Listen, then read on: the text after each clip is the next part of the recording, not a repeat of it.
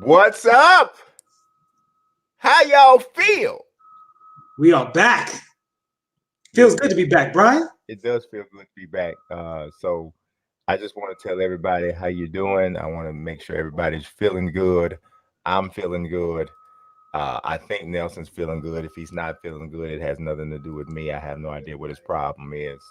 But I'm feeling fantastic. I'm very happy that you are because Got my we coffee. have Cam Powell here. We have Kusa 1027. What's happening? What's happening? What's happening? I'm waiting on a response like somebody gonna say something through the thing, but it's okay.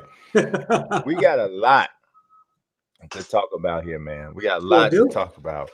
You know, I feel like we ought to tell people like what's been going on because they haven't talked to us in a long time. What's been happening, man? Well, I mean, first and foremost, the NBA season is finally back. No, I mean like with you. I know. Well, what's first, happening. I'm good. They ain't here to know about my business. No, you know, obviously. No, you know what? Actually, to get into it, obviously, still doing the Marvel thing. Marvel Made Me a Hero. Recent episode just dropped. You guys can check out that series on YouTube, Marvel's main YouTube channel. So that is one of my 2 day jobs that I've been doing here recently. Brian, I'm getting a little bit of echo from your side. You are? Yes, sir. Oh, I know why. Un momento, por favor. We run a professional show out here, as you guys can see. No, that ain't it. Not a T uncrossed, not an I undotted.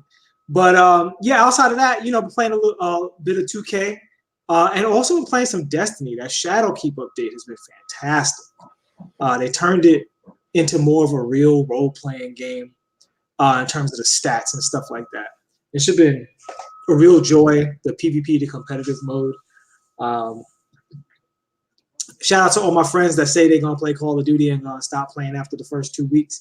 If y'all stick with it, I'll be happy to join in, but I'm going to wait. I'm going to wait. I'm keeping my eye on all of y'all because a lot of people say they want to, and then they get on, and then they go same old COD, and they go back to 2K and Fortnite and Apex Legends. So we ain't going to do that.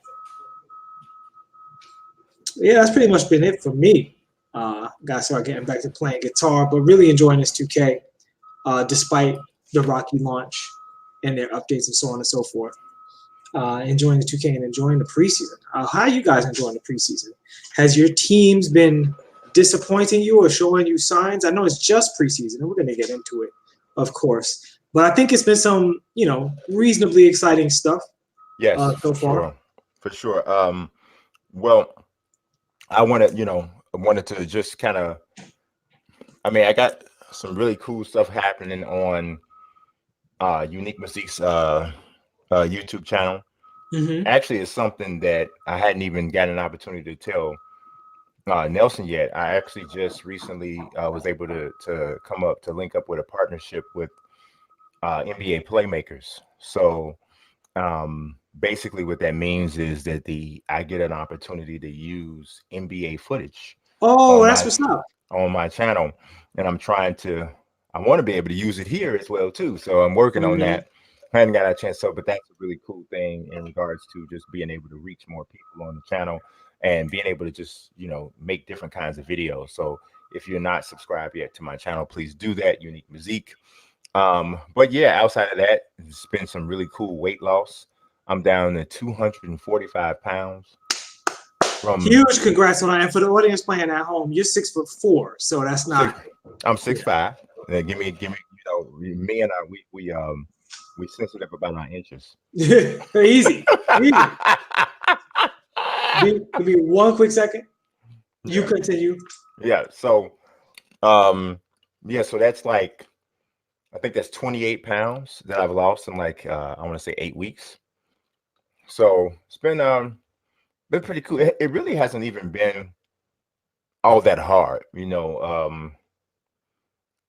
Like I said, like on one of the shows before, pretty much what I've been doing is it's just a lot like keto, but I mean, every once in a while I'll have something that's not keto free, which I guess technically would take me out of keto, but it hasn't taken me out of the weight loss situation, which I guess is my mixed thing. But I definitely, if I am doing anything that's outside of keto, it's so super small that I don't even think it actually makes a difference. Like my son will make, he'll air fry some boneless chicken wings, and I might, and they like this big, and I might eat like 3. So I Ain't nothing wrong with that. yeah, You got chicken wings on keto. What people stay away from is like the breading of the chicken wings. But even with that, it depends on how much you have, right? Like you can have non-keto stuff if it's really small portions, then you're not really getting too out of it. Yeah, I haven't done anything non-keto in excess in like 3 months. Awesome. And you're seeing the results, man. Way to get to it, man. I love seeing my friends get healthy, especially as we get older, because you could really get a lot of years back treating yourself the right way. I got some friends who look like my uncle. You're younger than me. You know what I mean? 1989 said he expects to see an abundance of Derrick Rose footage coming to my channel. And I think you're correct. 1989. I think we had an interesting conversation. We're gonna have a digital Derrick shrine. we in the Sim Nation in the party chat when we was playing some 2K, we had an interesting conversation. And the question was, is Derrick Rose overrated? Oh, I've had that conversation with people several times. Was he overrated? At his peak, was he overrated? I don't think so. I really don't. And I'm being 100% unbiased with that. Oh, that's impossible. But I'm sure you're attempting. Honestly, I'm sure you're trying. I don't think he was. Now, just because I say he wasn't overrated doesn't mean that I think that, like, Derrick's MVP season was just a really special, circumstantial kind of an MVP. Yeah. Right. He was the best player on the team that had the best record in the NBA, who, if he wasn't on the floor, we were completely dead from an offensive standpoint. But somehow, based off of the defense that we played and his offensive, just the whole impact of his offense, the Bulls won 62 games. So it was like, who else are you going to give the MVP to besides the single most important player on the team of the team that had the best record? The guy who, if you took Derrick Rose off the Bulls, we probably might not have. We'd have been maybe a 7 or 8 seed the year he won the MVP. So now that's why I think that the MVP and the MOP is 2 completely different things. Like, Derrick was not the best player in the league that year. Right. But I do think he was the most valuable to a successful team. So because of that, that's why I don't say that if you're running I guess the answer to that question is, what did you think of Derrick Rose? If you thought that Derrick Rose was the best player in the NBA, then you were overrating him, because he wasn't. But if you thought that he was the most valuable player to a good team, then I think you were right on. I think you were right on point. Well, the reason I say overrated is first of all, I mean, obviously I thought he was a great player, within what he was doing. He was a great young player, but I think because of his age and the team's success, people were overlooking the flaws in his game. That at an older age, he's come around to admitting that people at the time could point out. And I think also people elevated him above his competition at the guard spot unfairly, because his numbers, like the way they did it, like to say he's in the best position, he's producing the best right now, that was accurate. But some people were like, oh, he's just, head and shoulders above. Like, you heard those kinds of things from a lot of people. And I was like, he's not head and shoulders above, all of the rest of the guards. There's a lot of really great young point guards in the league right now. And he wasn't better. He wasn't better than Chris Paul then. He wasn't better than. I don't think he was better than Darren Williams then. He wasn't better than Darren Williams. There was probably 3-4 guys that at that time maybe about 3 or 4 guys I would say he wasn't better than. I'd have to go back and look and see who was on what roster and how good they were playing at that point in their career. But just those two off the top of my head, I would say he wasn't better than Chris Paul. And he wasn't better than Darren Williams. Yeah. But I think he was better than Russell Westbrook at that time. I don't know. I can't say that he was better than what Russell became. Right. So, no, I think he was clearly not better than Russell Westbrook's MVP season and like averaging a triple double and stuff like that. Like, I don't know what metric would make him better because it wasn't like Rose was an efficient player. Right. Like, he was more efficient than Russ, but barely. He only averaged 40. He didn't rebound. He didn't rebound like Russ. Right. He didn't assist like Russ, right? Right. No. I mean, he didn't. His usage rate wasn't anywhere near as high as Russ. If it were, then maybe he would have. But he got injured faster. Maybe. So that was really it. I mean, I thought he was edging Russ at the time. I didn't think it was, and because they were so young, it was like it's a development thing, you know. Yeah. But when I was looking at Russ's trajectory, particularly, he was a guy who came in.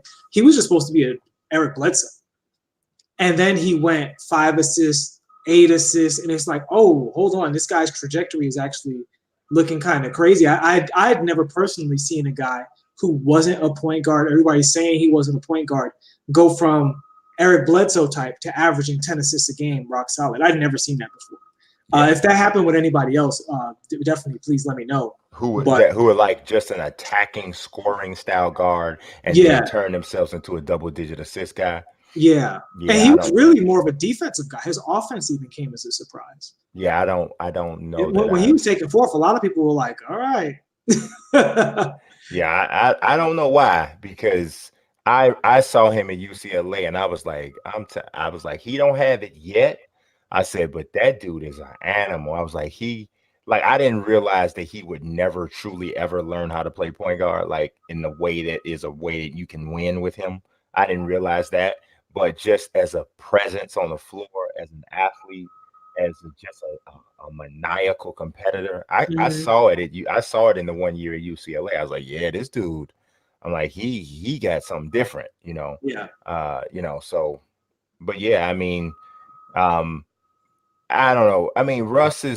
I mean, I think it's crazy thing is to say. I think Derrick is just a better shooter than Russ. And I think that's a big thing. He used to be a much better finisher than Russ, but Russ's finishing had really ticked up over the years. Yeah, I think that's because obviously of the injuries. No, I mean, even I'm saying at the time that Rose was at his best, Russell Westbrook was a much worse finisher than the finisher that he became. Right, he became a much better finisher over time. So if you're looking at Westbrook's best year, the finishing disparity isn't as big as when we say shooting, we don't mean 3-point shooting. We mean overall shooting. Overall, like the ability to put the ball in the basket. Rose had especially at his prime, he had an assortment of effective offensive, moves and finishes. That were, some of it was jump shooting, in the mid range. Some of it was finishing from 10 feet around the basket. That wasn't quite a layup, wasn't quite a jump shot, but it was just efficient. It would always go in. So, and Russ has still never developed that, but he doesn't need to because he's always been a bigger, more stable athlete than Derrick Rose. I always thought that calling them the same size was strange because Westbrook to me always has looked a lot bigger than Derrick. He's longer. Actually now, man, the width of Russell's shoulders is insane now. Yeah. At one point, he wasn't like from shoulder to shoulder, he wasn't that wide. But now he's gotten to the point where you look at him, it's like, dude, man, that's a big dude now. You know what I mean? Like but Rose always had those shoulders. But he was always leaner too. Like he just has a leaner look. He's muscular, but he's lean. You talking about Russell or Rose? Rose. See, I think Russ looks leaner. I think Russ looks leaner than Rose. Like I think, like even though his shoulders are wide, it looks like his arms just are longer than Rose's, and I don't know what their wingspans are, but I'm almost positive Russell wingspan is wider. Yeah. and it just looks like that. That I think that's why he looks so much bigger than Rose, because Mhm. Rose's arms and wingspan look a lot like Jimmy Butler, a little bit longer than Jimmy Butler. And you know Jimmy Yeah. Butler has short arms. Yeah, he does. So he kind of looks like that to me. They say that Russell Westbrook's wingspan is 6'8", and they say Rose's is 6'8". That's pretty shocking to me, but Yeah, I would love to like really see them side by side, because it just is one of those things where Rose to me looked more like a 6'1" guard. I think he measured closer to 6'1", and Russell was like 6'3" and change barefoot. mhm. You know, Yeah. so I'm One like, nine one wait a nine eight minute. nine just posted it doesn't have anything to do with what we're doing right now, but it's significant because of who it is. Pat Mahomes just got hurt. He said it doesn't look good. Yeah, That's significant.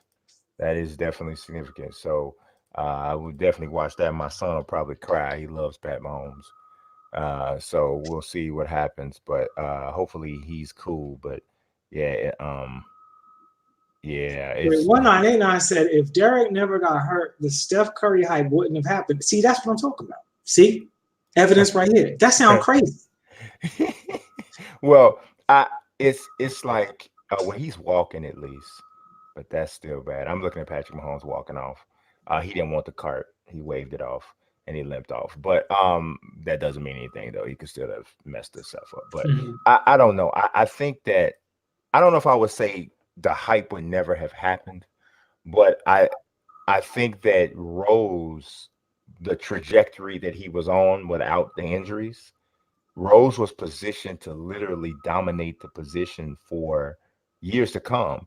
If you think about what he did that year, right, and the fact and how young he was, if you say he doesn't get hurt and he continues to get better in other areas of his game and doesn't have to worry about rehab and injuries and all the stuff he's had to worry about since then, I can almost see how, I mean, things affect things in different ways, right? People view stuff in a different way.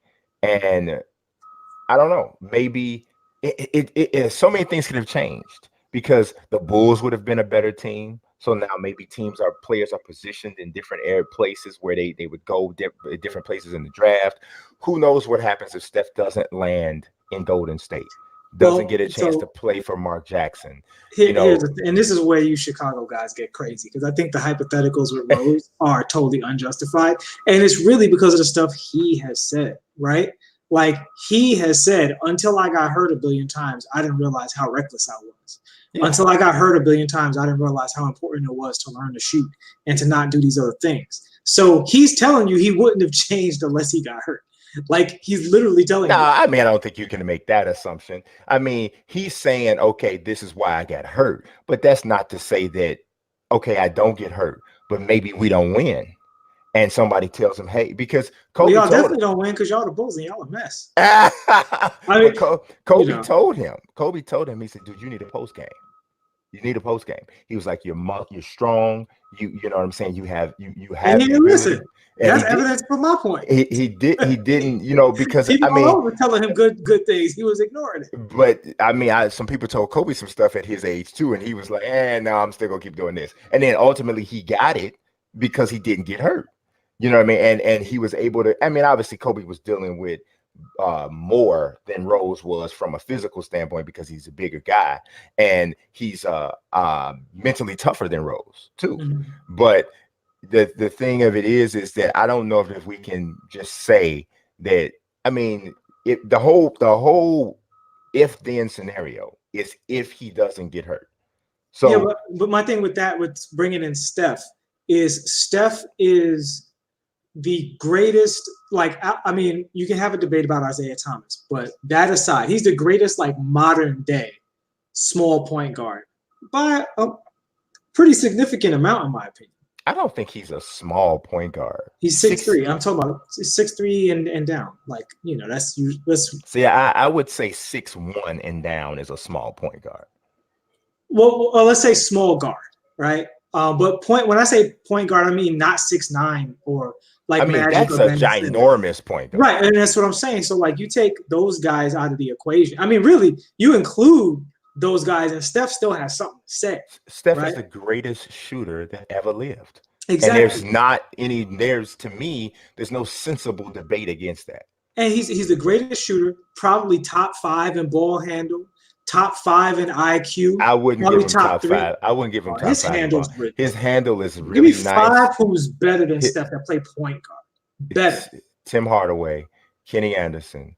I wouldn't put Kenny Anderson's handle wasn't better than Steph's. And Kenny Anderson's handle was better. Kenny Anderson's I was just watching Here's the thing.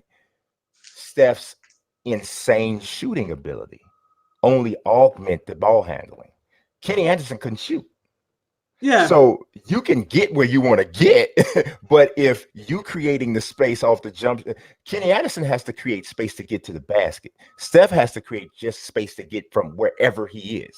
Wherever he is going down. But on pure ball handling, taking the shot and the overall effectiveness of the game out of it, I think just as a pure ball handler, Kenny Anderson he's right there. I was literally just watching footage. His handle's just not as tight as Steph. Like literally, Steph is he just practices more ball handle stuff. And in Steph's favor, ball handling for most guards is further along than it was back in the day.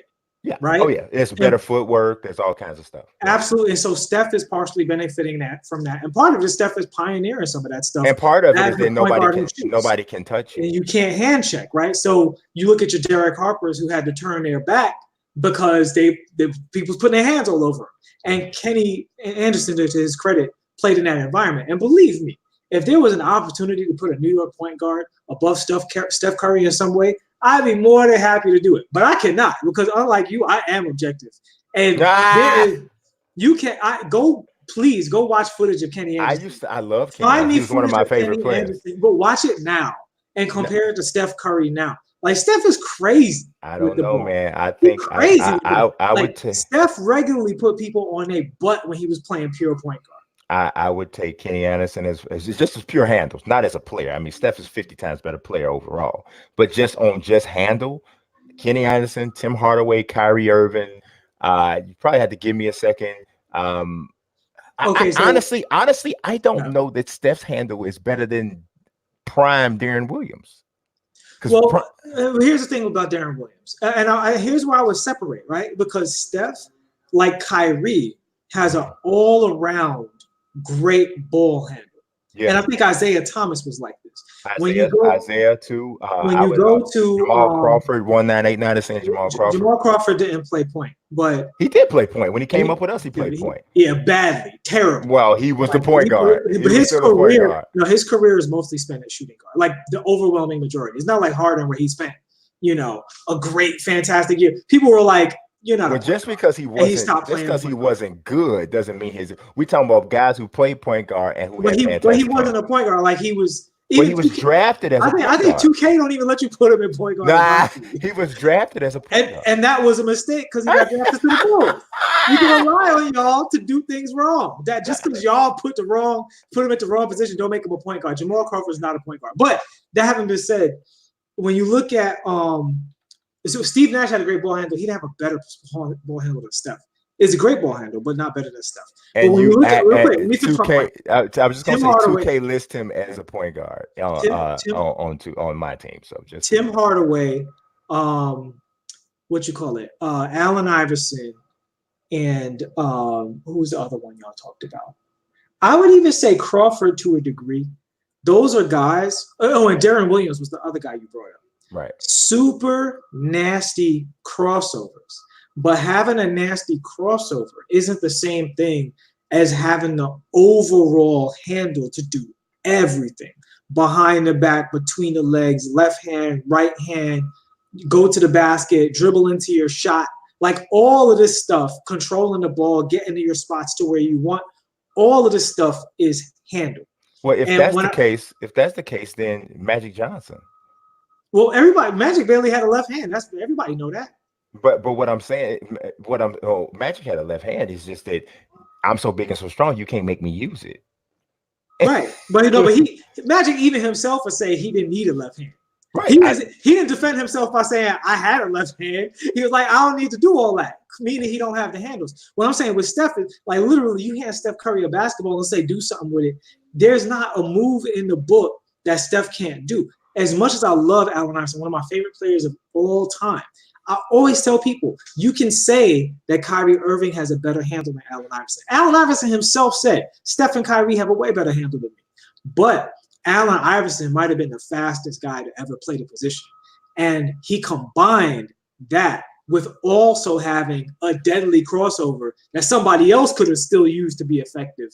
It was really super duper killer with Allen Iverson. But his overall handle, it wasn't as tight as Steph Curry's. And that's his words, not mine. Like well, I would say it really depends on how you define the handle, right? Are we simply talking about effectiveness in terms of protecting the ball? I'm talking about the whole arsenal between the legs, behind the back, spin, but what I'm saying is there's a lot of guys that can do a lot of those moves, but they also are higher in turnovers. So are we throwing that part out of the window because they have access to a lot of moves? Well, how effective you are with the handle is a factor. And Steph has one of the highest at the rim percentages of any guard in the league right now. Well, no, that's scoring. That's scoring. I'm talking off the handle though. But I'm saying, but what about the turnovers though?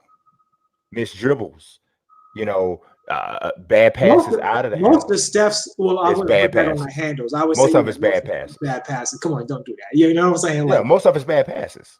Yeah. Yeah, most of it's bad passes. But I'm saying even overall, like, I don't know, man. I'm definitely not saying he doesn't have great handle because he does. Obviously, he has. I mean, I got him top 5 easy. I got him top 5 easy. Yeah, I don't think he's top 5 handle. Just pure. Steph is just so great. His shot is so great.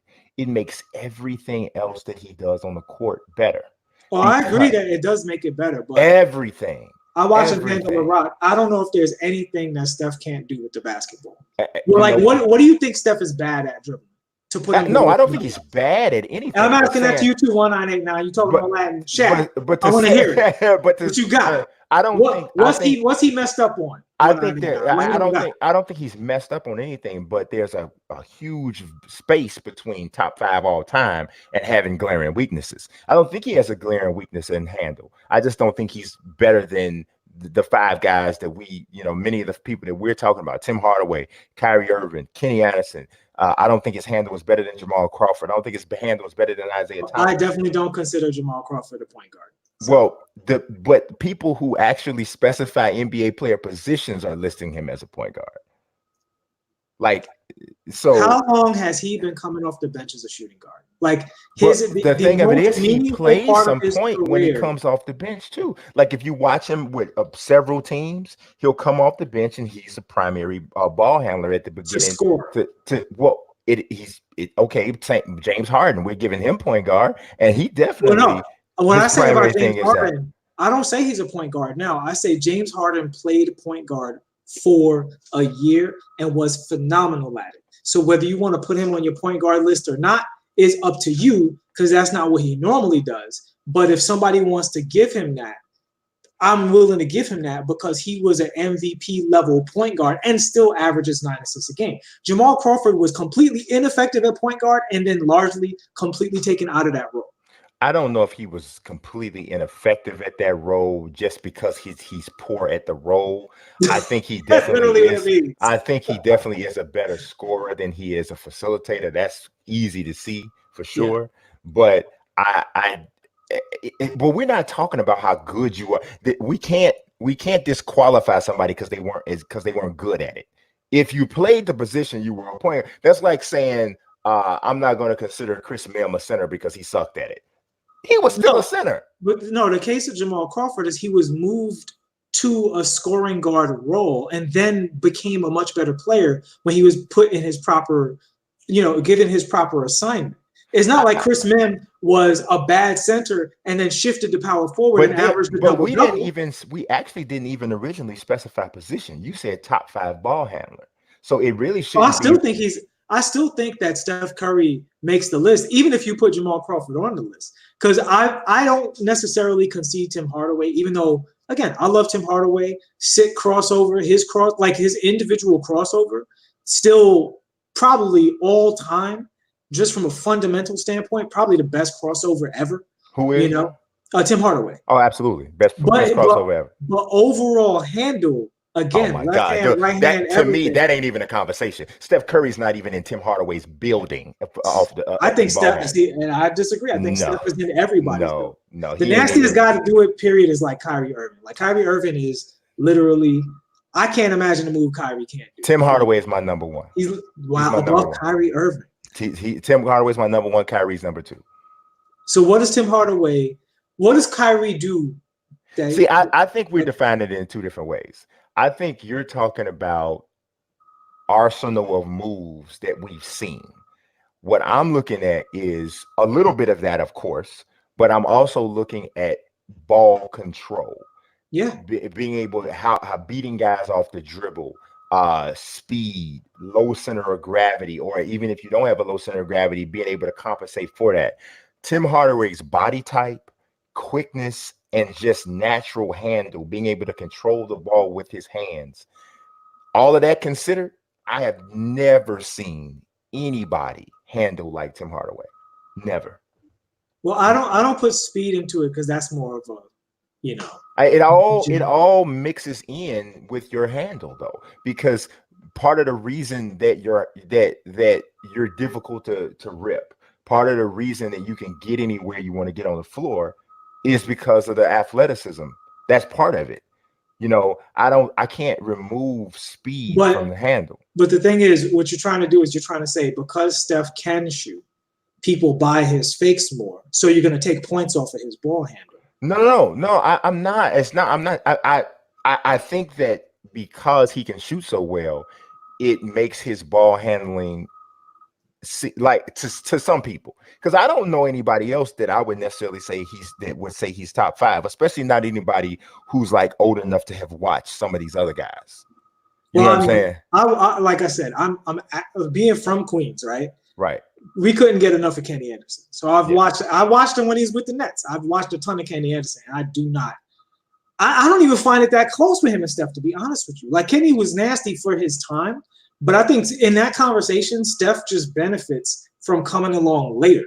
Like if you took Kenny Anderson and Rod Strickland, who also had a nasty handle, and you raised them in today's culture, they would have had a better ball handle than they had.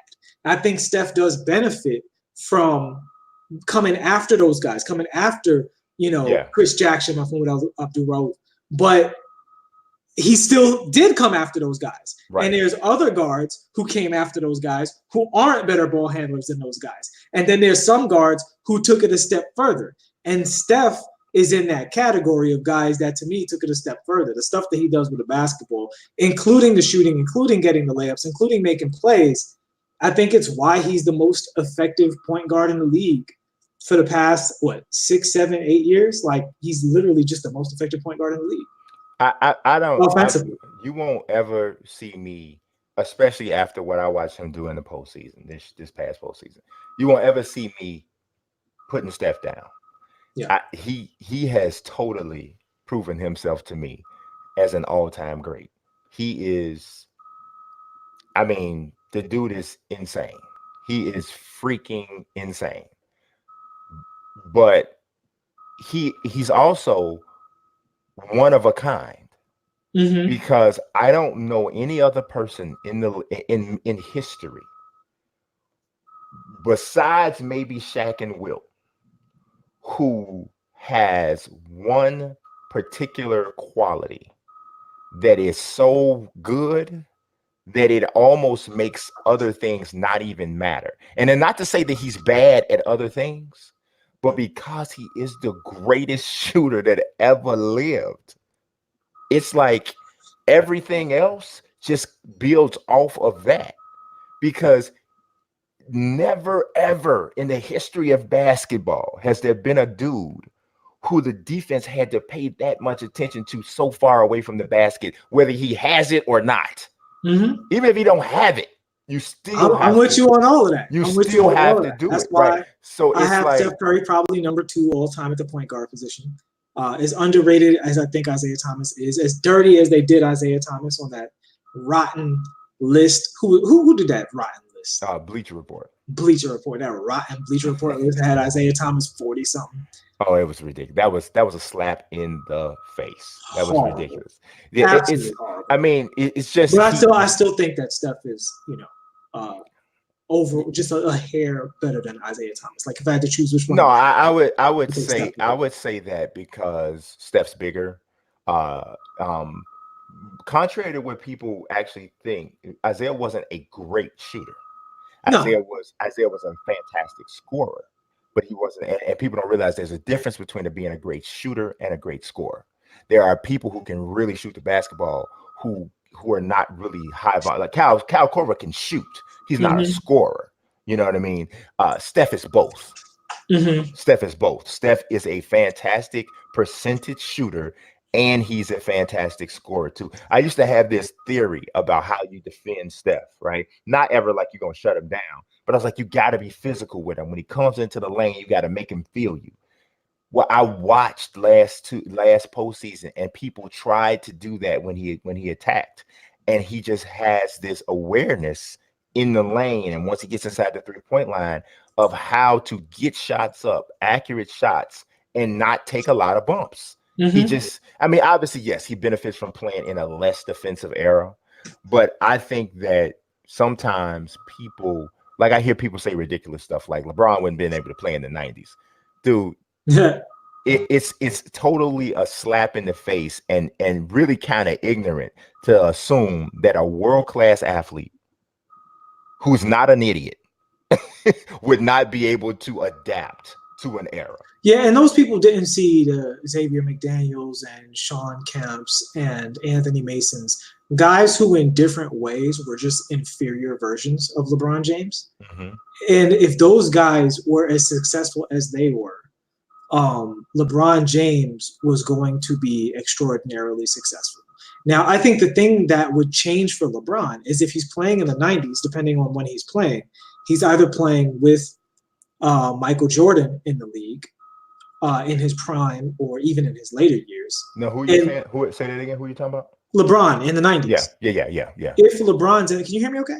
Yeah. Okay. Actually, you know what? I was reading a comment and if LeBron was in the 90s, what you got? No, Jay Masters, I appreciate you coming through, Jay. I haven't seen your name before, but he says Ray Allen is still the greatest shooter ever. Steph is second, and 198. I said block him.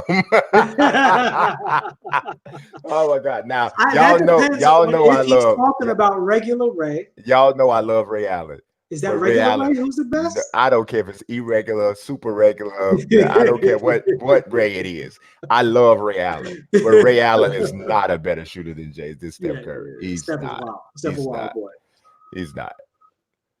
But yeah, I actually have Ray Allen on my personal list. I probably have Ray Allen 4th or 5th.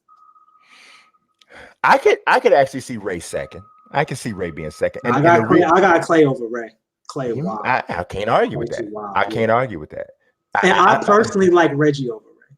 Nah. I won't. Here's the reason why I won't take Reggie over Ray.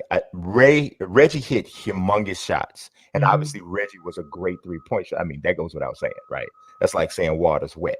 But what I'm saying is, when you look at volume, because see, that's what I look at. Like, I think that's the error. I think that's the punishment. It is the error, but I can't assume that if you shot as many threes as this guy shot, that your percentage wouldn't go down a bit, especially when there's such a. Now it's different if we're talking about. I don't know. I'd have to see how many threes per game Reggie. I mean, I wouldn't say he wouldn't. I wouldn't say he wouldn't be, but I'm also looking at the. You know what? Here's how I'll explain it. Here's how I explain it. Do you know why Steph Curry is the greatest 3-point shooter ever? He's the greatest shooter ever. You know why? He's the greatest shooter ever because it doesn't matter how his feet are set. It doesn't matter in what way. It's off the dribble. It's off the screens. It's off all of that. Yeah. Reggie Miller was a catch and shoot guy almost exclusively. That's true. Very few stuff off the dribble. Ray could shoot any way off the dribble. Not quite like Steph, but the closest thing to it when we're talking about overall shooter, coming off screens, off the dribble, closest thing to it. Klay is not that guy either, really. Klay's not an off the dribble shooter either. He's a catch and shoot guy primarily. Klay's not off the dribble, and he does most of his scoring not off the dribble. I would say that Klay is so good off the catch. It goes back to that thing you were saying about it doesn't matter. Yo, number one. I've never seen Ray Allen get as hot as Klay Thompson gets. When Klay Thompson gets hot, literally the best shooter in the world is like, you got it. I've never seen Ray Allen that crazy. Like Ray Allen's a steady, consistent, great form, blah, blah, blah. Klay Thompson is he's not streaky because he's a good shooter all the time. Occasionally he goes through these cold spots, which I think is more about the Warriors than Klay, because his usage goes down. And anybody, when their usage goes down, they get a little cold, get a little out of rhythm. But when Klay is getting the ball, usually you're afraid of him shooting. But the thing about Klay that I have him over Ray Allen is I never felt that Ray was unguardable, even when he was hot. Whereas Klay Thompson, completely unguardable. Like no one in NBA history can stop a hot Klay Thompson. Kevin Durant was guarding Klay Thompson. Durant, we know, almost 7 feet tall, wingspan, crazy. In his face. Kevin Durant was wearing a Golden State jersey a year early. He was so close to Klay Thompson. And Klay Thompson was blowing him up for a historic amount of points. That's the main reason that Golden State beat OKC. Because Klay Thompson got so hot that he just stole a game that they was not really supposed to win, and they couldn't do nothing about it. And he's done that more than 10 times in his career, throughout regular season playoffs. He's just done that over and over. And that's why I put him over the edge, because that eliteness, only him and Steph to me have been like that crazy. You could throw Larry Bird in there, but like, no, see, that crazy. Honestly, from the 3-point line. Honestly, I think a lot of us in this age range, and I'm not implying that Larry Bird was overrated, because that's not true. That's not what I'm saying. But I do think that we give him credit for being the same level of 3-point shooter as some of these other guys. And to be totally honest, the numbers don't support it. You know what it is, though? And this is the thing where I think eras matter. The thing that's so remarkable about Chuck Person, Reggie Miller, Larry Bird, all those guys, is they were shooting the 3-point shot before it was in vogue. And not just in vogue. When we say in vogue, let's specify that. Coaches sat you down for shooting the 3-point shot. Unless you're them. Exactly.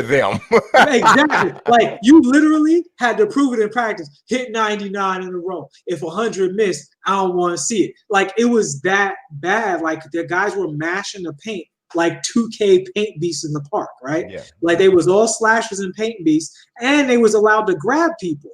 So a lot of the shots that Reggie Miller took just weren't as clean as the shots Ray Allen was able to take coming a little bit later from the road that he paved for Ray Allen. Well, I do take a little bit of eye test with it. And when I look at Larry Bird from the eye test, I'm like, oh God, if he was in this era. If he was, honestly, I'm gonna say something that's very unpopular, but I think 1989 agrees with me. If he was in this era, he's a stretch 4. Who's a defensive liability. I can't vibe with that because of Jokic and it's not as big as Jokic.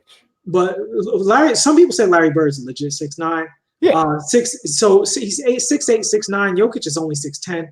And Luka Doncic. But he's not as big as Jokic. But he's bigger than Luka Doncic, and that's what I was also going to bring up. I think he's about his same size. Luka's at 6'6". Luka's 6'6". But they say I thought Luka's listed at 6'8". Nope, they did the officials. He is only. Oh, wait a minute. Did the official heights come out? Yeah. Oh, I missed it.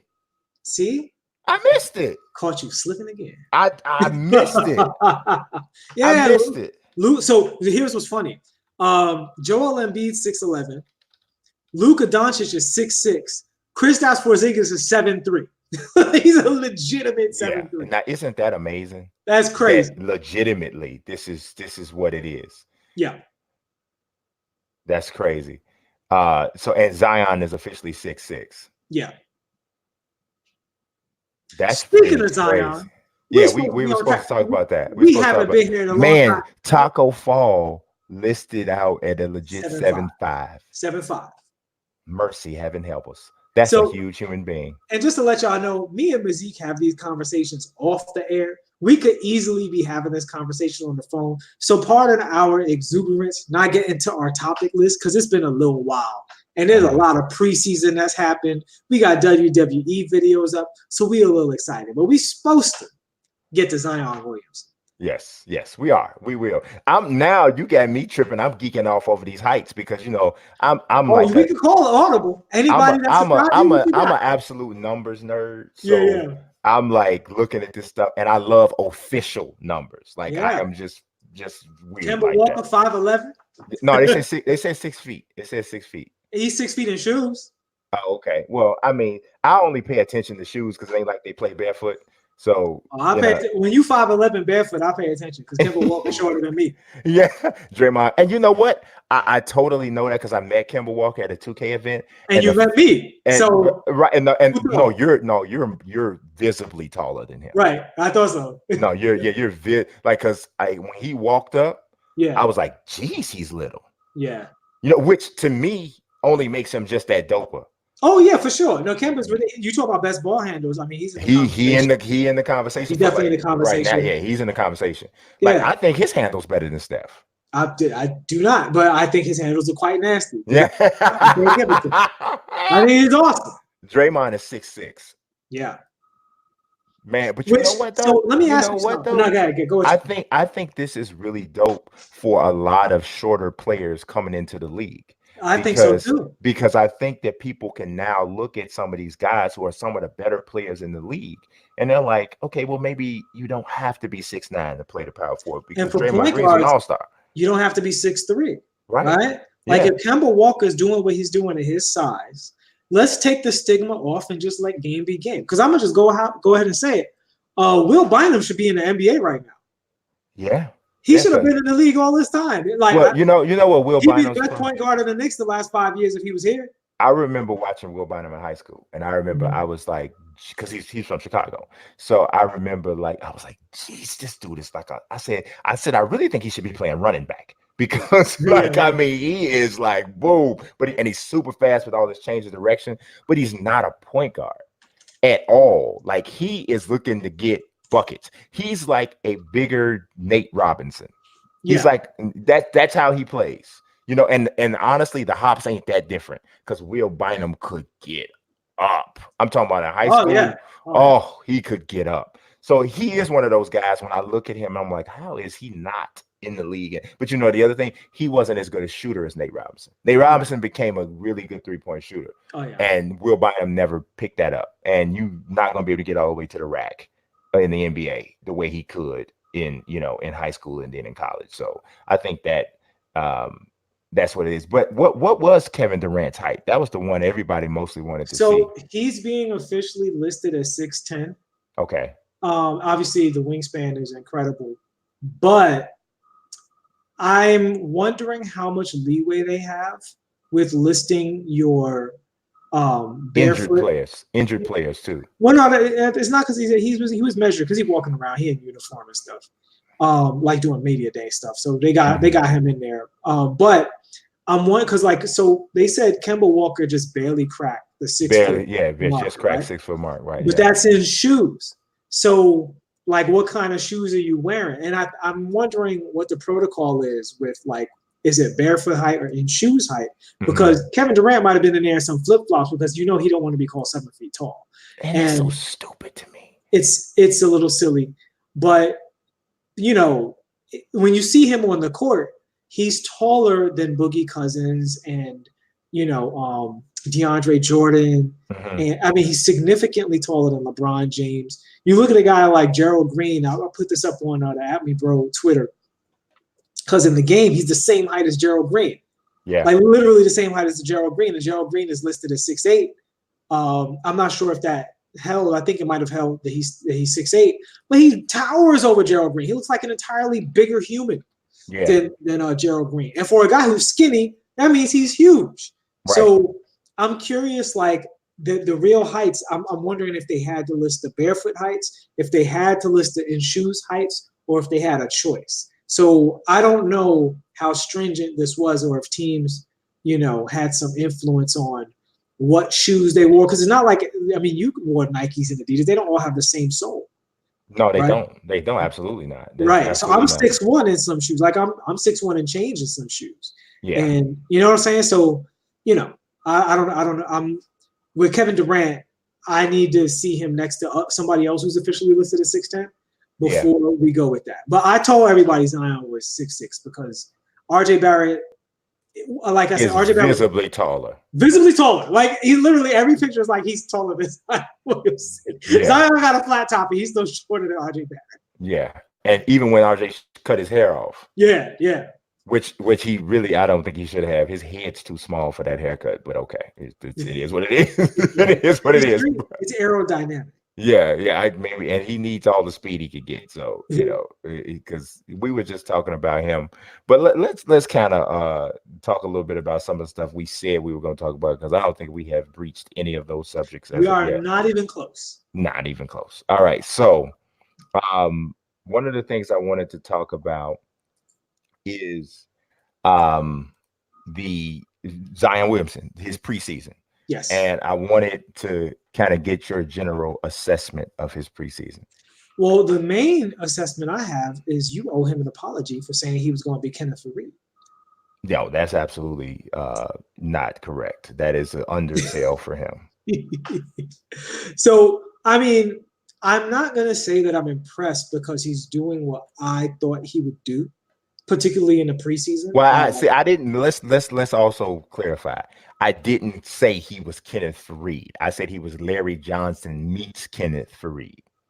That's what I said. Well, you said you wouldn't be surprised if he just turned out to be, you know, Kenneth Faried. I didn't think I said. I don't think I said that. Oh, well, it's on. We can find the footage. I don't think I said that. I wouldn't have said that. You could just apologize and own it, or we could go into because I don't think I said that between this week and next week. No, I don't think I said that. I think you're making it sound you're oversimplifying in that one. I don't think I said that. So 189 said he thinks you said Faried is his floor. And my answer, and I specifically remember. Okay, now that I can go with. Okay, and the reason I thought that wasn't the case, and just leads into what my impressions for him so far, is he just has too much handle, right? Yes. And I know this is a player comp that I haven't seen anybody make this player comp in like the sports talk or the analyst or whatever. I haven't either. But you know where I'm going with this. Yeah, you own this one. I can't take this one from you. I see a lot of Dwayne Wade in his game. Dwayne Wade is obviously a little shorter, a lot lighter, but the way Dwayne Wade's instincts, I always thought Dwayne Wade reminded me of Michael Jordan from an instinct standpoint. You reminded me of Mike the most of anybody I ever saw play. I agree. He's only 6'4", not the biggest guy in the world, but he plays way bigger. His height never mattered because of the way he played, and that's not common, right? His height is not a factor at all. He matched up with Kobe Bryant, the second greatest 6'6" guard ever. He matched up with big guards all over the place, and I can't say I've ever seen prime Dwayne Wade repeatedly lose a matchup, right? You know, I'm going to tell you something, and this actually has something to do with somebody who's in the news today. Luol Deng just got re-signed by the Bulls so he could retire as a Bull. Yeah.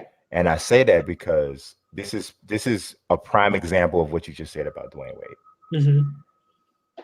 We lost to the Miami Heat in Derrick's MVP season. We lost in 5 games in the Eastern Conference Finals. Mm-hmm. One of the biggest reasons we lost is because during crunch time, when the Bulls would generally give the ball to Derrick and let Derrick go wild, a prime, super defensive, still super athletic LeBron James would switch on to Derrick and take him out of the game because Derrick didn't know how to create a shot against a larger athlete who could somewhat stay around him in front of him. I credit prime defensive LeBron with that. And I credit Eric Spoelstra and Pat Riley as well. For understanding. Now, another part of it was we had Keith freaking Bogans at shooting guard who didn't require any attention at all. Not a great option. Great option. But what ended up happening is Dwayne Wade took Luol Deng. Mm-hmm. And the Bulls could not take advantage of the matchup, despite the fact that Luol Deng was 6'9", wingspan out of this world. He could not post Dwayne Wade up at 6'3". He could not do it. And that right there, if you're giving up 6 inches to a guy and he can't expose you, and we're not talking about just a guy. Luol Deng averaged like 16.8 points a game that year. Yeah, he was almost 17 points per game scored. You know, so he should have been able to get something. He should have been able to get something, but Dwayne Wade's a different kind of dude from a lower body strength standpoint. That base is insane.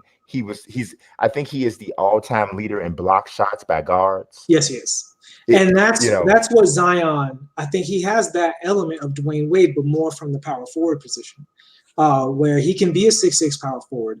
It's not going to hurt him a whole lot because in addition to being, just abnormally strong, in addition to the jumping ability, I heard his wingspan is not that incredible, but it looks incredible. Who? Dwayne Wade? Zion.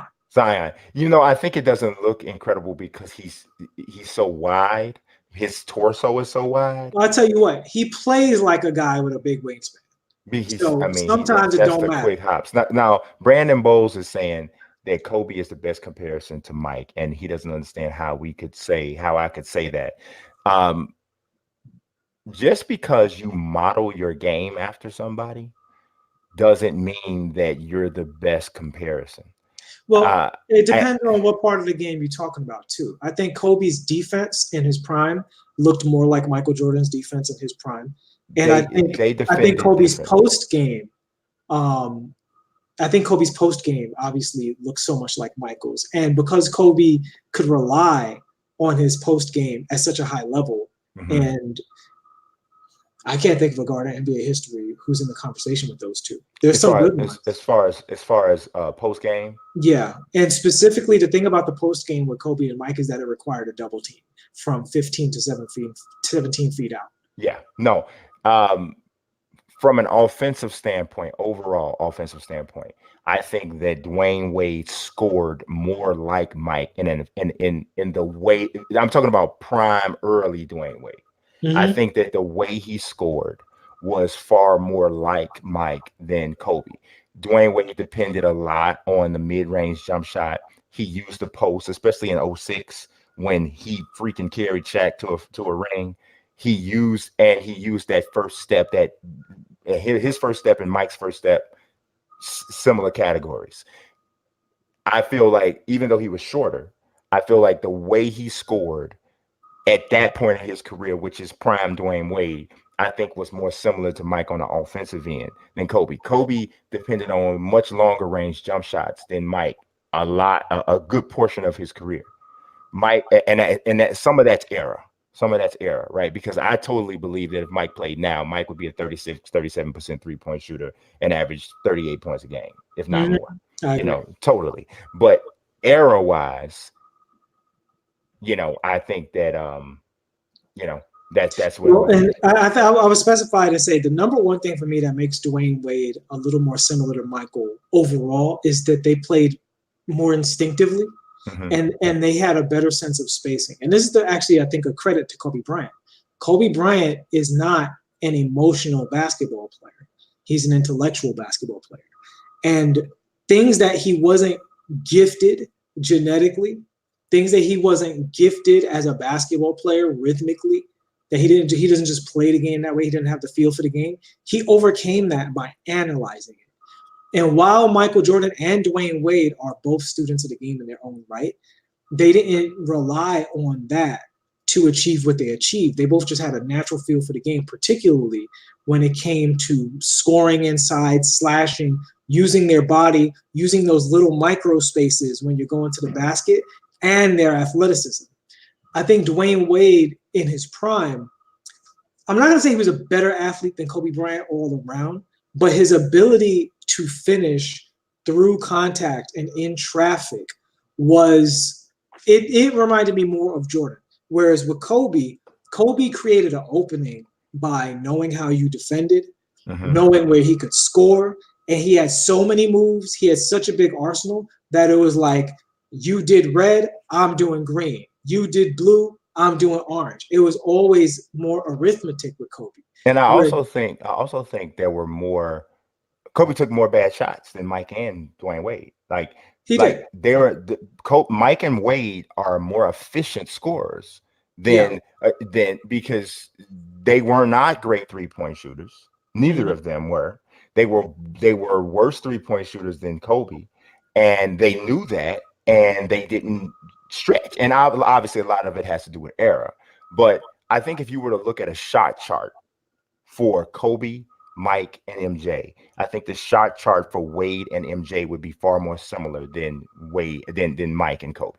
Yeah, definitely. If you selected the errors, you could find a better similarity. So I agree with you. I agree with that. But back to Zion, I think Zion has a lot of those same qualities. I think his instincts going to the basket are phenomenal. I think his handle for his size gives him the ability to get certain things going that are outside of his profile. The way Dwayne Wade's handle allowed him to get things outside of his profile as a 6'4" guard. The hop steps in the lane, the general finishing ability. I think Zion has that stuff. So for me, Zion is like Dwayne Wade mixed with Larry Johnson. The comparisons I don't love are the Barkley and Blake Griffin comparisons, like short Blake Griffin or Charles Barkley, because Charles Barkley was a genius of rebound, right? He's probably no worse than top 3 all-time rebounding. He's got Rodman, Andre Drummond, and Charles. They're like, who else is in that conversation? No, I mean, I don't think you can. I know you don't like giving credit to the legend guys from too far back, but I don't think you could eliminate Will Chamberlain. Well, yeah, it's not about giving credit. I'm saying when I talk, I'm talking modern era. I'm talking post-merger. Okay, so since 1975. Yeah. I don't know if you could say he's a better rebounder than Wes Unseld. All right, so I'll give you. I mean, would you say he's in the conversation or who? Charles? I think Charles is top 5 rebound. You could make. Here's the thing. You could make the argument that Charles is the second greatest rebounder of all time if you factor in the fact that he's 6'4". And so, going to my point, yeah, Zion's rebounding isn't in the same universe as Charles Barkley. It's not even close. It's not so even close. Far, and Blake Griffin, ever going to be close. Right. Blake Griffin came in a double-double. Zion doesn't look like he's going to get 10 rebounds a game at this moment. I'm not saying he will never achieve that because he's a 19-year-old boy. I don't think he will. He doesn't seem to have the instincts. Yeah. He doesn't seem to have the positioning. And this goes to my little bit of it's not a disappointment, but people have compared him to Draymond Green. And unfairly, they're comparing him to a Draymond Green that's been in the league for several years. Mm-hmm. But as it is right now, maybe because of his conditioning, but I'm just looking at what I see. Mm-hmm. I'm seeing a lot of really, really terrible defense from Zion Williamson. Just looking like a fat kid who's tired and is waiting for his chance to do his thing. I don't know if that's going to be like that throughout the season. This is the main question about Zion. Can his body and conditioning handle an 82-game season? Yeah. But what he does offensively, 100% what I expected. It's the preseason, so I do think that there's certain plays that people aren't going to try to make against him that they will make in regular season games and would definitely try to make in playoff games. So I think with Zion's kind of game, he has a stat paddy kind of game. Mm-hmm. And because he's 6'6", you don't look at him like DeAndre Jordan, who averaged 65% from the field, right? You don't see him the same way because DeAndre Jordan's 6'10". But that's his game. He's just a little bit more perimeter oriented. He's got that Dwayne Wade factor. So he's coming in from far away. He's not just finishing around the basket. Sometimes he takes you off the dribble. Sometimes he's doing it full court. But at the end of the day, he's taking mostly those shots. So the percentages aren't, to me, as I'm not going to say as impressive because they're impressive, but they didn't catch me by surprise. They're not surprising. Yeah, I like the Dwayne Wade. I can see that. But I also see some Dominique Wilkins, and I also see some Larry Johnson because a lot of Larry Johnson. Now, I think Draymond Green's comparison is a fair one on defense as a ceiling. Because I think that physically he can be that and more. because of the athleticism. Because like dude has the ability to be a rim protector in certain situations. Like when he elevates to challenge a shot, you got to watch. Even if you're a bigger guy, you still got to be mindful of him because it's just because of the strength and the athleticism. But he's not there yet because he's still a kid and he doesn't even know how to play yet. What he's doing right now is pure off instinct. It's just off instincts and athleticism. That's what he's doing now, which is both encouraging and also potentially worrisome because like Infinite Wisdom said in the chat, he said when Zion loses his athleticism, it's going to be a wrap. He will need a great personal trainer for longevity in the league. I think that's fair to say, assuming he doesn't grow at all as a basketball player. If he grows as a basketball player, no doubt about it, he needs a personal trainer. No doubt about it, he needs to lose some weight. No doubt about it, he needs to get into better shape. No, there's no question about that. But I do think that I'm always really wary of putting young players in a box and saying, well, this is who he is. So if Zion doesn't grow at all as a player, yeah, and if he loses his athleticism, he is in a world of freaking trouble because he doesn't have the skills to be able to be effective unless he can run and jump that way. But who knows? I mean, he's 19. Who knows? I mean, he could get to the point where he's a 35, 36% three-point shooter. He could get to the point where he has a post game, where he develops a fadeaway, different types of things. There's other ways that he can still be effective if his game grows. Now, the one thing about it is when you are as athletic as he is at his age, look at Derrick Rose. Sometimes because you're able to run past everybody, because you're able to jump over everybody, there isn't as much of a commitment or a desire to improve the game. You and I were talking about the difference between him and RJ Barrett, right? From a skill addition standpoint. Mm-hmm. RJ Barrett's not a freakish athlete. Mm-hmm. He's a good NBA athlete, decent. He's not horrible. You know, he's not like freaking Kyle Korver or my man for the Jazz. What's my guy's name? What's the stretch for the Jazz that can shoot the three? Ingles? Oh my, yes, Joe Ingles. He's a little bit underrated as an athlete. I thought you was gonna go more like an Evan Turner. Oh, Evan Turner, dude! I watched Evan Turner play in person. Evan Turner had hops. He just he hurt his back though. I'm talking about now, Evan Turner. Oh, okay, yeah. Evan Turner's still a better athlete than Joe Ingles. But he's not been an athlete to RJ Barrett. No, right? No, probably. I mean, I think it might be in about the same category actually. RJ's a better athlete. I don't know. Well, I mean, Evan Turner's like 32 though, so you know, and so. But my point is, RJ cannot rest on explosion. He can't rest that like. He can't just say, I'm going to get the ball and you know I'm going right, but you know what? It doesn't matter because I'm that fast that you are not going to be able to slide your feet to cut me off in time. He doesn't have that. He can't jump over a guy. And so he is a dude who's constantly in the gym, constantly working on footwork, constantly working on ways to be effective and score from a skill standpoint. So when you don't have that, sometimes you work harder. You know, I remember watching Dr. J talk, and they were saying something about Dr. J, not being a great shooter. And he said, I didn't have to be. Mm-hmm. He was like, there's no freaking body that can stop me. You know what I'm saying? Why am I practicing a 15-footer when I haven't met the dude yet that can stop me from getting to the hole? You know what I mean? And that was his whole concept, you know, and he never got hurt. So he didn't become this cautionary tale kind of a guy. And then by the time he got older, he was a good 15, 17 foot jump shot shooter. So, you know, but I think that happens a lot when you have the elite athlete. Yeah, but I think in Zion's case, I think he has a little bit of a food problem, which is I think so too. That's a different thing, right? I think he really likes to eat. Yeah, and he's in the worst place to be that way in New Orleans. Yeah, so, somebody just said something about beignets. So what I was saying when they were at Duke was, once he gets to the NBA, gets a trainer, he'll probably be fine with the weight because everybody was talking about his weight. But the way he came to the draft was really alarming because it was a relatively short time and he was really big. And I think Summer League was even scarier. Well, exactly. And for people who don't know, I'm a professional comic book artist, and part of that is studying human anatomy. So for me, from my studies and my, observation skill set I built up, it's pretty easy to tell when someone's gained or lost weight.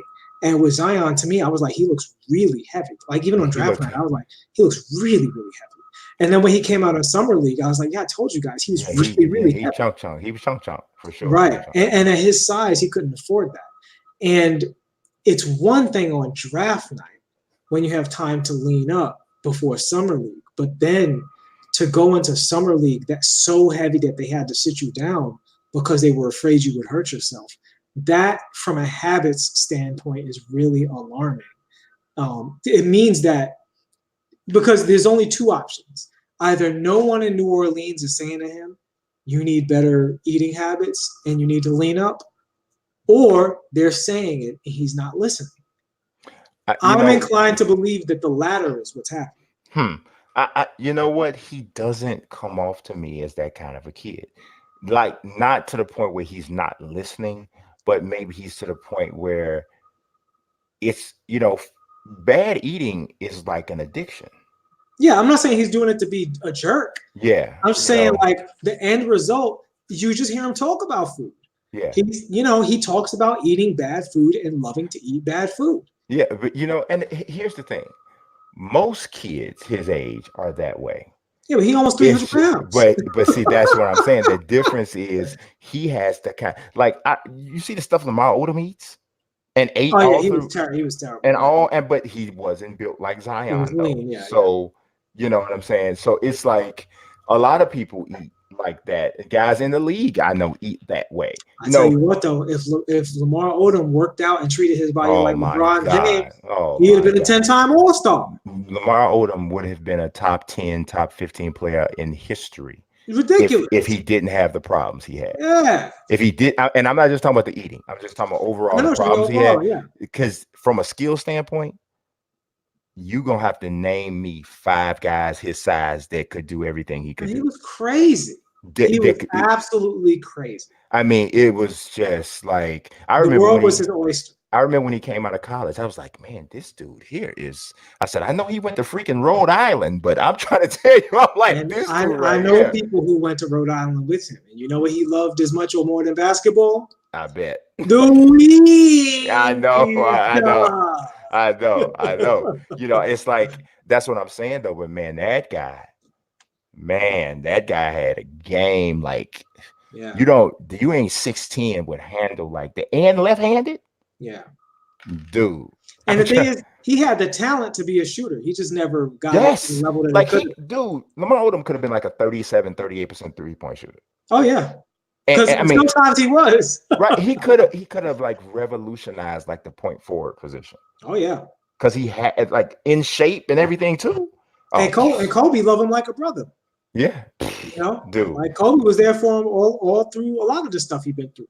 So all that being said, now I'm in a place with Zion where he's got to show me that he's going to do these things. I'm not just going to project Draymond Green defense and losing 25 pounds and developing a jumper.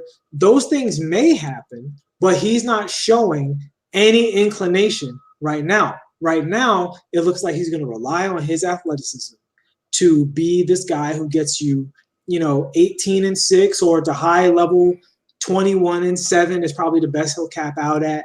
Shoot 60, maybe even a crazy 70% from the field because he has a great shot IQ. He knows when to take those shots. And he has a point guard who is always looking for him to 100%. Lonzo Ball is looking so far pretty good. He looks like he might have a good year going forward. The jumper looks really good, very straight up and down. Totally changed his shot. He's shooting like 38% from 3 in preseason. Yeah, and honestly, his 3-point percentage isn't what concerns me. It's more when his shot gets structured properly, that allows him to pull up off the dribble. Yeah, which he desperately needs because he's a horrible finisher, and he needs to get his free throw shooting up. So if he can, he's shooting 85% from the free throw line in the preseason, I think. Exactly. So that was always my thing with him. It wasn't the 3-point shooting, which was not as bad as people would make it out to be. It's just the fact that he was shooting 40% in college, and he was all of a sudden really bad in the league, and they thought it was jitters and his dad, and people started writing stories. But his actual 3-point shooting numbers is like for a young guy, especially a young guy who has leg injuries and stuff, you're like, he'll probably be fine, even with that weird looking shot. But the problem with the weird looking shot was he couldn't shoot off the dribble because you can't go right, bring the ball back left, and then bring it back to the right side again. That's just not going to go in. It ain't going to work out. That's not going to work out. So with him there, Zion's in a great position to get those numbers, but for him to be a notable all-star, because on numbers alone, he might find his way to the all-star game. Maybe not in the West. We'll see. Maybe he'll get the votes because he's flashy. But a notable all-star who actually leads to wins, he's got to get in shape. He's got to tune up that defense, tune up that free throw shooting. That jumper's got to get to something looking like a professional jump shot. There's a lot of stuff I'm going to have to see. So I think Zion is in the process of being overhyped. I'm not going to say overrated because he's 19 years old. He needs time to adapt and learn the game and grow into everything it means to be a professional at anything, let alone a professional at basketball. He should have the time to do that without being scrutinized as if he's been in the league for 5 years. But people get so excited over every little thing he does right now. He is Zion is more of a celebrity than a superstar basketball player at this point. Yeah. And here's the thing. I really like the kid.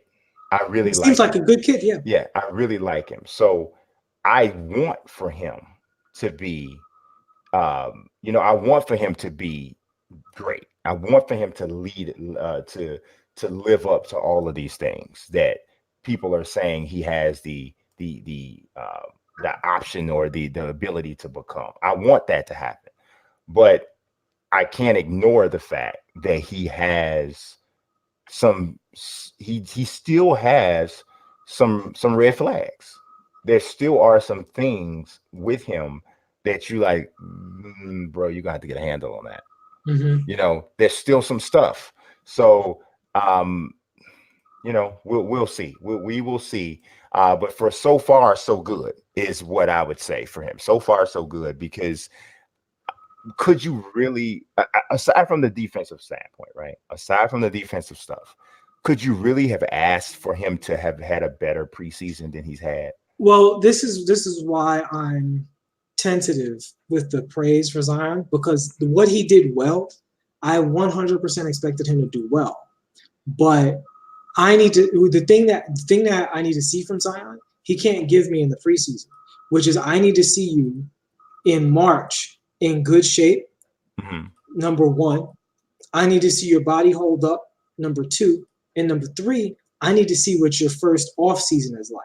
Is your off season a regression back to bad habits like a lot of fat kids get in the NBA? Do you Oliver Miller out, or do you do? You didn't bring up Ollie. You didn't give him Ollie. Or do you Julius Randle, who was another fat kid in the NBA, and he got shredded and completely turned his career around after in LA first, and then moving on out of LA and got the contract that he got with the Knicks. So obviously I want him to be Julius Randle, but I need to see that. And he can't, I'm not going to look at all of the dunks that I knew he was going to do and be like, oh, every dunk went in. But the thing of it is that since it's impossible for him to have done anything that really makes a really significant impact with you, how can you say he's overhyped? Well, no, when I say he's overhyped, like I said, not overrated. I said overhyped. The stuff that he does that people are like, look at this highlight, retweet this and stuff like that, it is not the best stuff I'm seeing in preseason. Yeah. That's why I say he's overhyped. Because he's in that point right now, and LeBron used to have some of this too, where he could do a simple, cock back Karl Malone dunk, and people were like, whoa, that's crazy. I'm like, that's not crazy. It's nice. It's fine. And Aaron Gordon crossed up Andre Drummond, dunked in his face, obliterated him. I think he's Aaron Gordon is Aaron Gordon or Aaron Gordon? Aaron. Okay, Aaron Gordon. That dude. I still think he has the greatest dunk contest performance in the history of the Wild boy. Yes. Like Yes. I think it was Marcus Smart. He caught a rebound backwards, with one hand facing away from the basket, threw it over his head, alley-oop, to get a dunk off of it. That was crazy. Yeah. And Zion Williamson's mediocre dunkers are the ones getting talked about. And that's what I mean by overhyped is people aren't waiting for him to be special. They're calling everything he does special. Everything special. And that's what I mean by overhyped. I'm not saying overrated. Like, he could have surprised me by coming in shape. I'd have been like, oh, he's in shape now. He's not in shape yet. He's still happy. He's still not jumping as high as he was jumping in Duke. Like, you can see it. He's not jumping as high because he's heavy, right? Yeah. He's not playing as good of a defense because he's fat. So he's not shooting better. His shot don't look better, right? Like, so the red flags are still all waving in the air. So until any of the red flags are going and that's changed, I'm like, okay, yeah, he's dunking. Okay, cool. I got something I want to show you. I want to see what you got to say about this. Okay, what you got?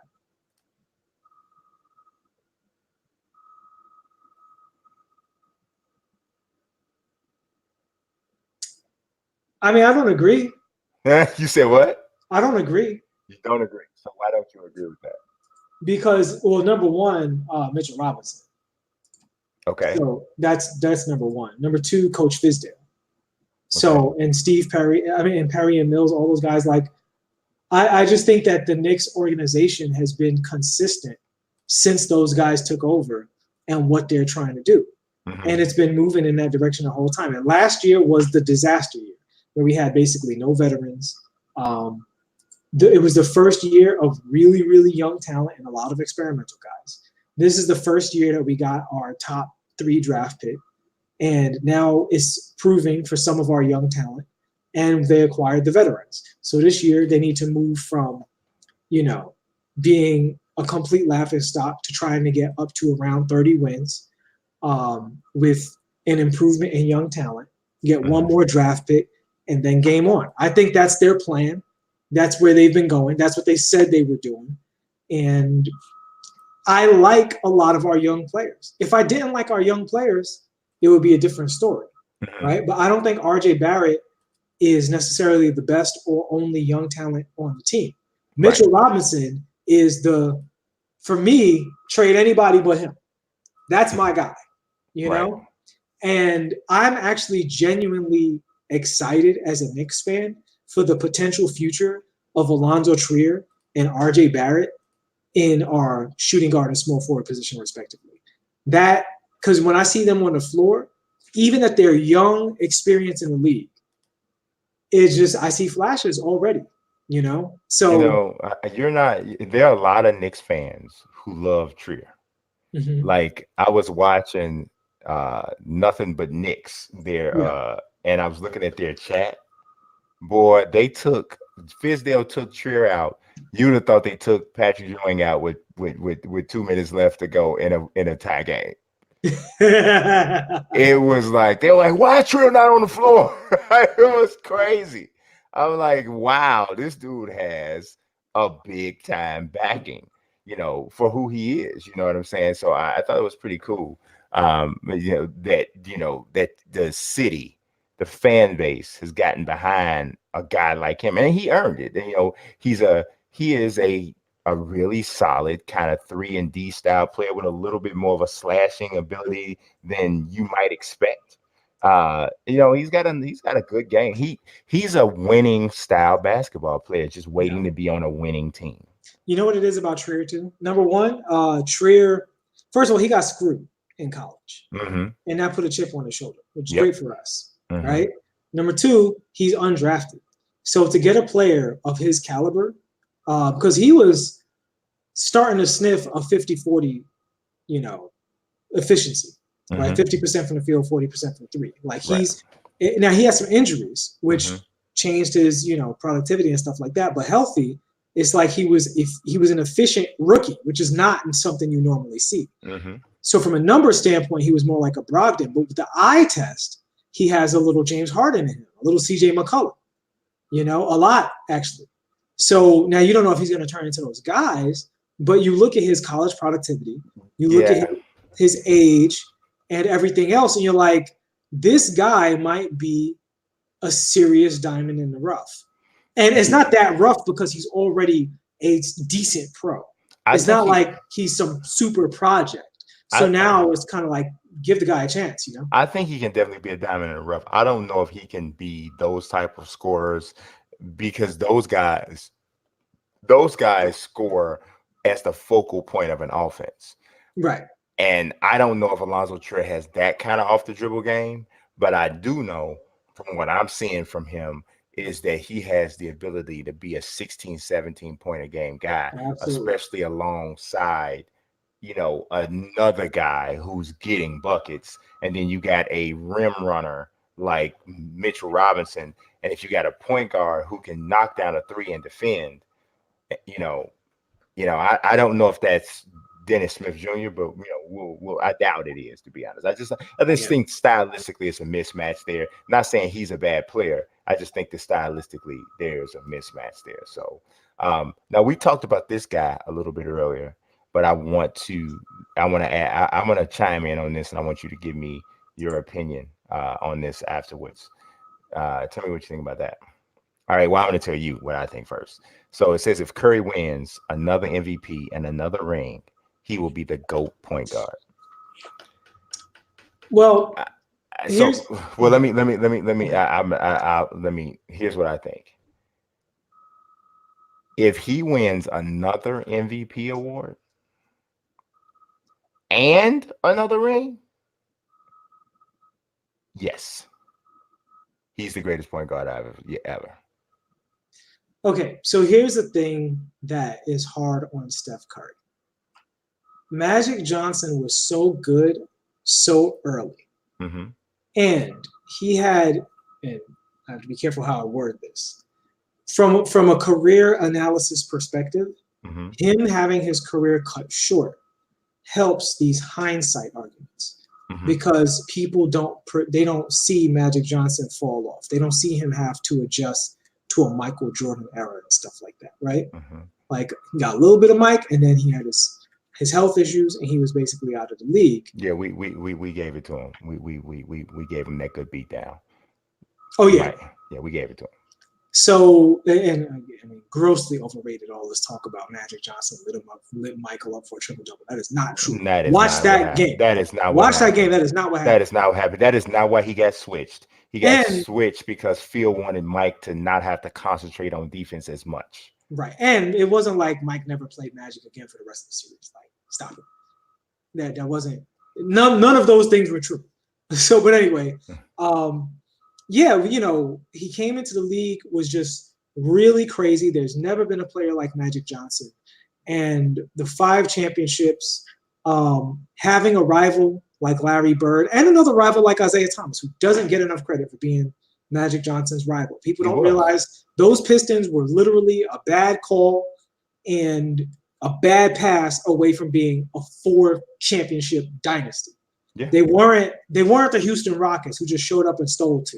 The Pistons were a team that climbed the mountain and was one of the best teams in the league year in and year out, and then they won back-to-back. They were a monster, right? So having those 2 rivals and having the intro that he got and having the crazy assist numbers, being one of a kind, the celebrity aspect of it, it's hard to view anyone above Magic Johnson as a point guard. Here's why I would give Steph the edge there, and it's totally situational and circumstantial, right? That's totally that, right? Right now, with the team that they currently have, and even without a team that they currently have, right? If that guy at his age puts up another season for a team that is good enough to have an MVP candidate and he wins it, especially if it happened this year, with the team losing Kevin Durant, playing pretty much up the entire whole regular season just about, probably without Clay. For him to be able to put something like that together, and then if they win a championship, and he obviously is a huge, I mean, people forget Steph's already over 30.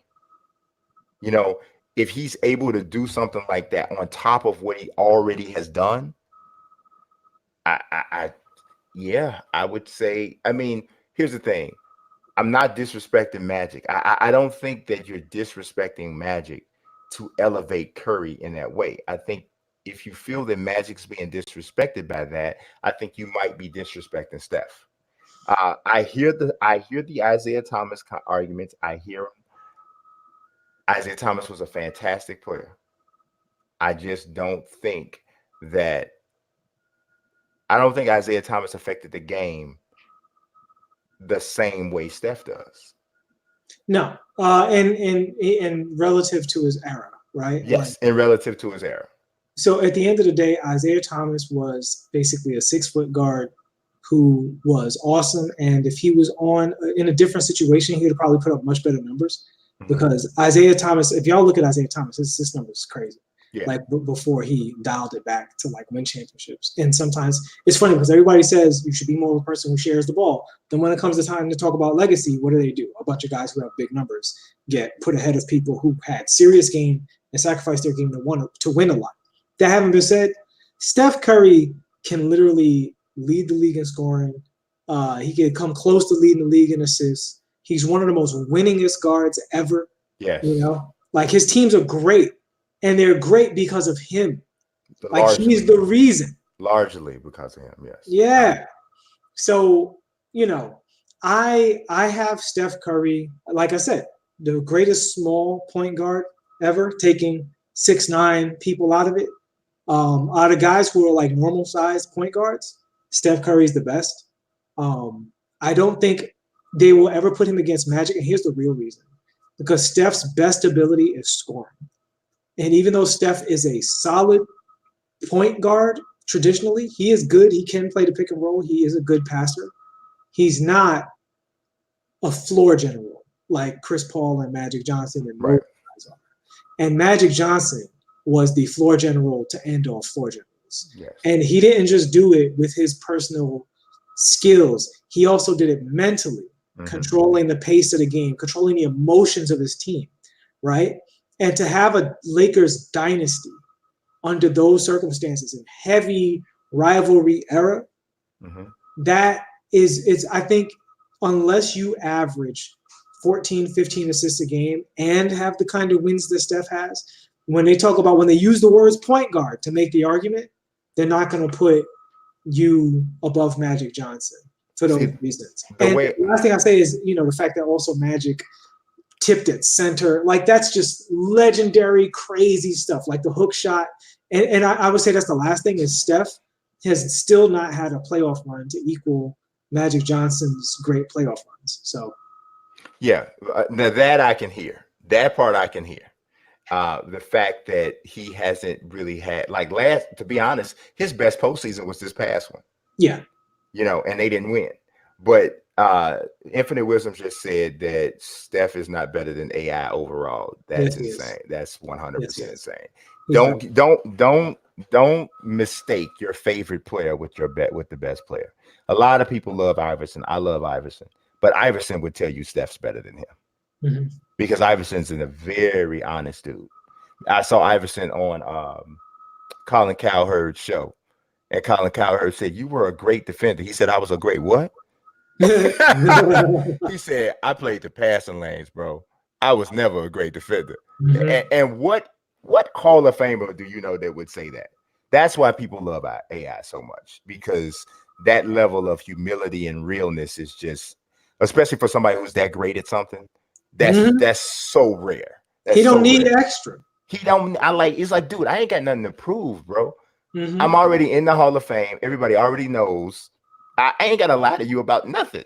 You know what I'm saying? Because at 5'11" in heels, Allen Iverson was the most feared person with a basketball for a good portion of his tenure in the league. Yeah. Like, legitimately, people feared. There wasn't even a YouTube back then, and people still feared winding up on TV against Allen Iverson, and they had every right to. And when you that cold, you don't need I ain't got to lie to you. I ain't got to lie to you, but I ain't got to tell you I was better at nothing. Because everything I brought to the party was enough, bro. You know what I'm saying? It's like, it's just, you know, that's just why people love him. Like, although I will say, if you had Allen Iverson in this 5-out era, he'd have got a chip in today's game. Oh my God. Yeah. Trying to guard him. He'd have got a chip. He'd have got a chip somewhere. Trying to guard him. D'Antoni or somebody would have got a hold of him. He'd have got a Oh chip. my God. Can you imagine the numbers he puts up in Oh. D'Antoni's offense? Oh my God. As great as they were, AI, Kobe, and Tracy McGrady would have shown y'all something different in today's game. And they know it too. You can see it when they talk about it. Oh, check this out. Grant Hill. I don't know as much about Grant Hill. Man, Grant Hill could have played a similar, smaller style game than what Giannis plays. Yeah, I think Grant Hill, because the games are similar. No, except for he doesn't, because Grant Hill had a post game. It just wasn't I'm gonna dunk on you, but Grant Hill was a better shooter out of the post. It's more mentality thing. I think Grant Hill was a nasty dude that people think that he wasn't as nasty because he was a nice guy. Grant Hill was a nasty competitor.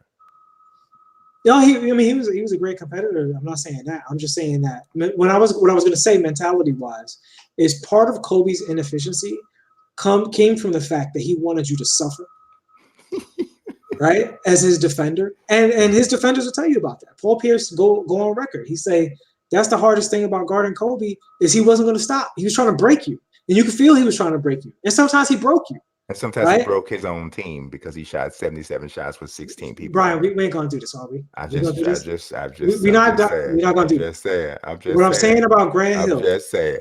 Dude, he's literally the second most winningest shooting guard ever. He's second most hootie?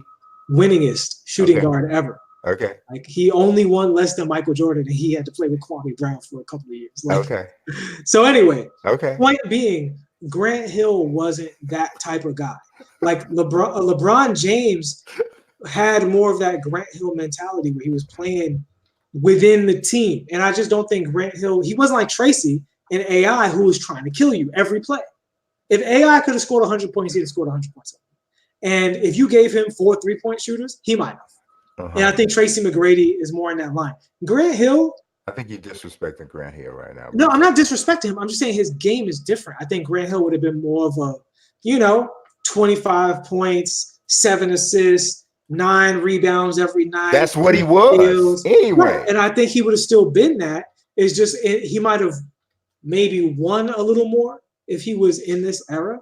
But his main thing was that he wasn't healthy. But I watched Grant Hill in his prime, and to the eye test, to me, Tracy McGrady and Kobe Bryant were better players than Grant. Nah, he's a better player than Tracy McGrady.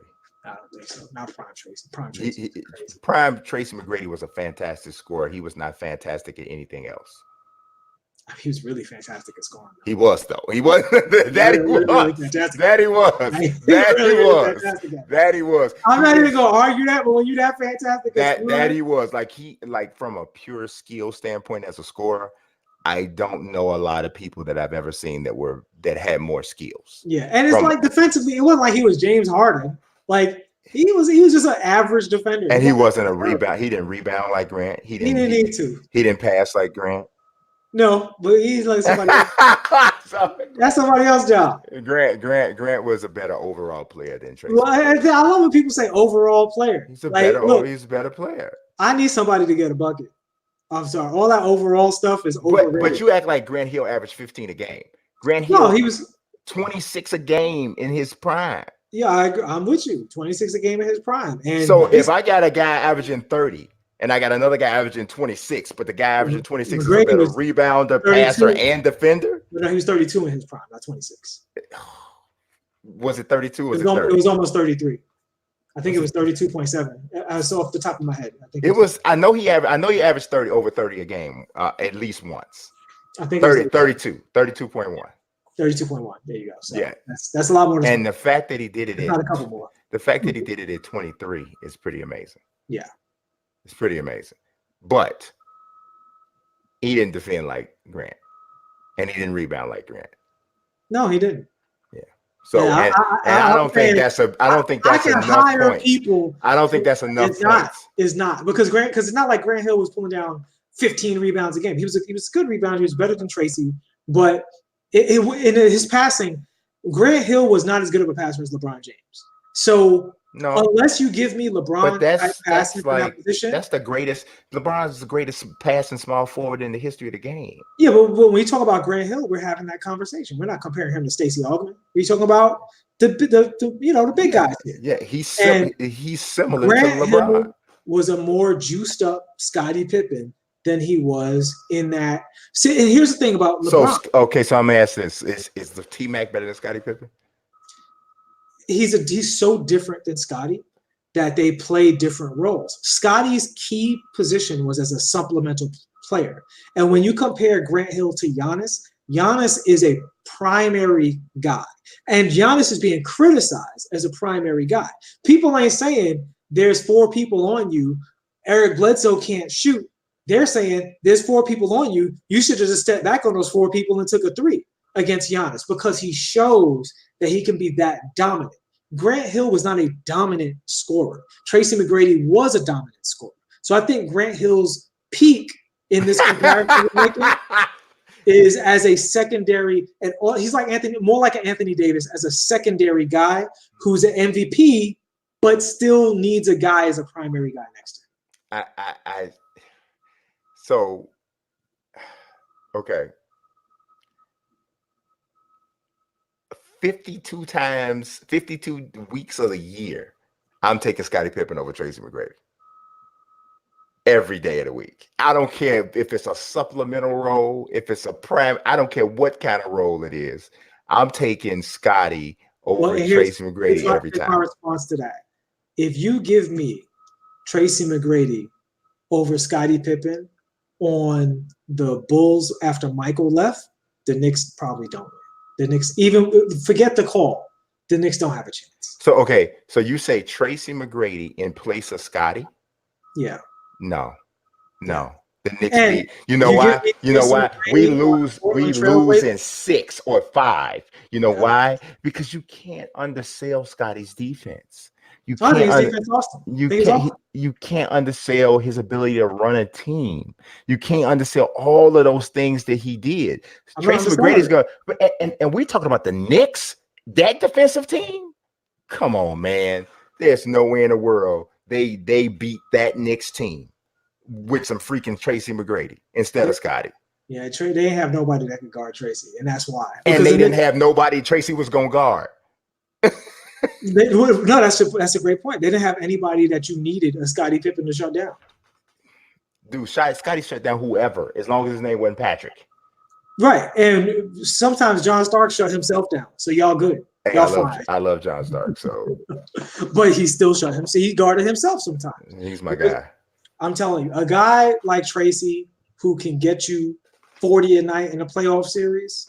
There's just not that many guys like that. But we talking about playoffs and we talking about Tracy McGrady. He was not on good teams and he was not healthy. That Rockets team with him and Yao Ming was a good enough team to get out the freaking first round. I think Rockets Tracy McGrady was already breaking down Tracy McGrady. Rocket Tracy McGrady scored like 15.8 points in 6 seconds or 10 seconds or something. He couldn't do that every day like in Orlando. And because his body was breaking down because of scoliosis or whatever that he had. And that's why the thing about Tracy McGrady is he, similar to Derrick Rose, like he was going to get hurt. Like Tracy was going to get hurt because he has a bad body. He had a bad back. Yeah, which is the big part of your body. Yeah. Well, I mean, I want to say he had a bad body. You know, plenty of guys got a problematic body part. You know what I'm saying? Like, I understand you saying Derrick Rose has a bad body because Derrick Rose has drastically hurt multiple parts of his body. Tracy McGrady had a bad back. There's 2 things that you can have bad that will ruin everything. And it's bad feet and a bad back. You just can't overcome it in basketball. You're going to break down. You know, you're going to not be able to be yourself. Yeah, a bad back is significant for sure. Definitely. But I just, Tracy McGrady is Tracy. Do you know what Tracy McGrady is? Tracy McGrady is a video game player. That's what he is. He's a video game player. And he's like the dude that is better on the video game than he is in real life because you just freaking can't stop him. But in real life, he don't win. And he just never won. And I can't put him ahead of all of these guys who proved to be winning players. What Grant Hill win? Grant Hill. I mean, he didn't get as much time to play because of the injuries, and didn't get his chance to play on good teams as much as Tracy McGrady. But Grant Hill was a winning basketball player. He was trending towards getting to a. I mean, he came to play with Tracy so that they could win together. Now, if you want to talk about a what if, Grant Hill and Tracy McGrady would have been just the most insane dynamic duo ever. Going back to what I was saying, you just let Tracy do his thing, and Grant Hill's the secondary scorer, and he does everything else. He does everything else, and that's why I can't compare Scottie to Tracy, because if you're talking about a primary role, I'd rather have Tracy. If you're talking about a secondary role, I'd rather have Scottie.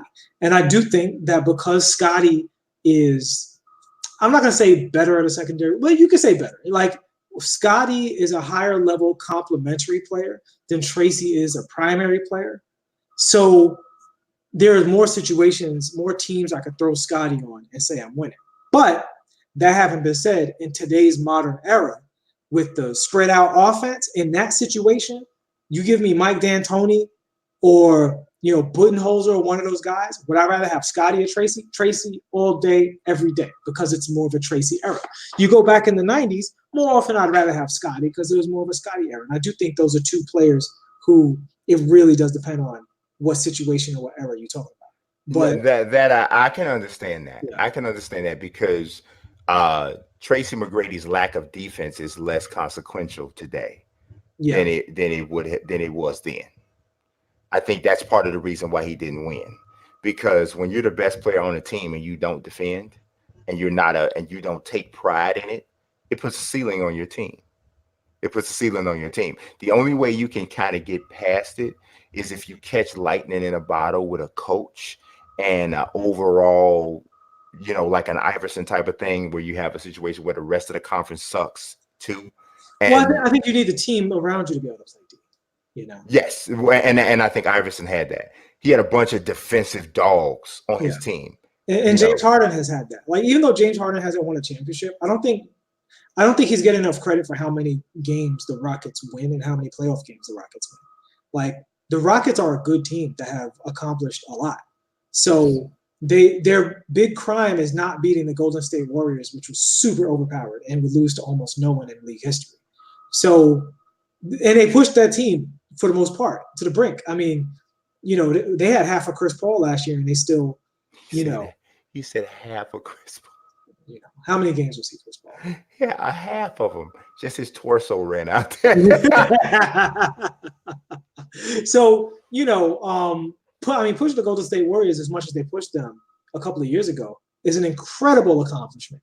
And that's why I don't like the whole mentality of, if a team didn't get the ring, then it proved that they weren't winning. Because a lot of times on the way to the finals, teams will beat championship level teams, but they just get either so worn out, or they get bad luck, or it's a bad matchup that they don't seal the deal. But I don't look at that the same way as I look at, say, a Tracy McGrady, who it's totally fair to say he never proved he was a winner. I think that's totally fair, because he didn't get out of the first round until he was on the bench for the Spurs, I think, right? Yep, that's correct.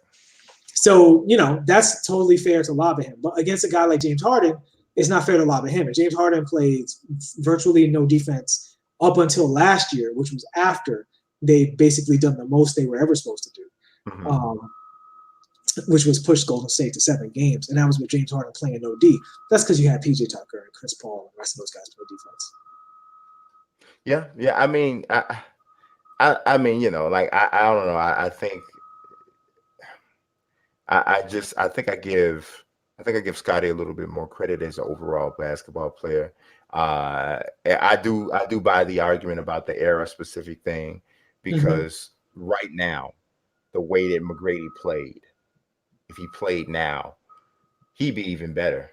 Oh yeah. Like he because he's more athletic than James Harden, but he could play the same exact kind of role.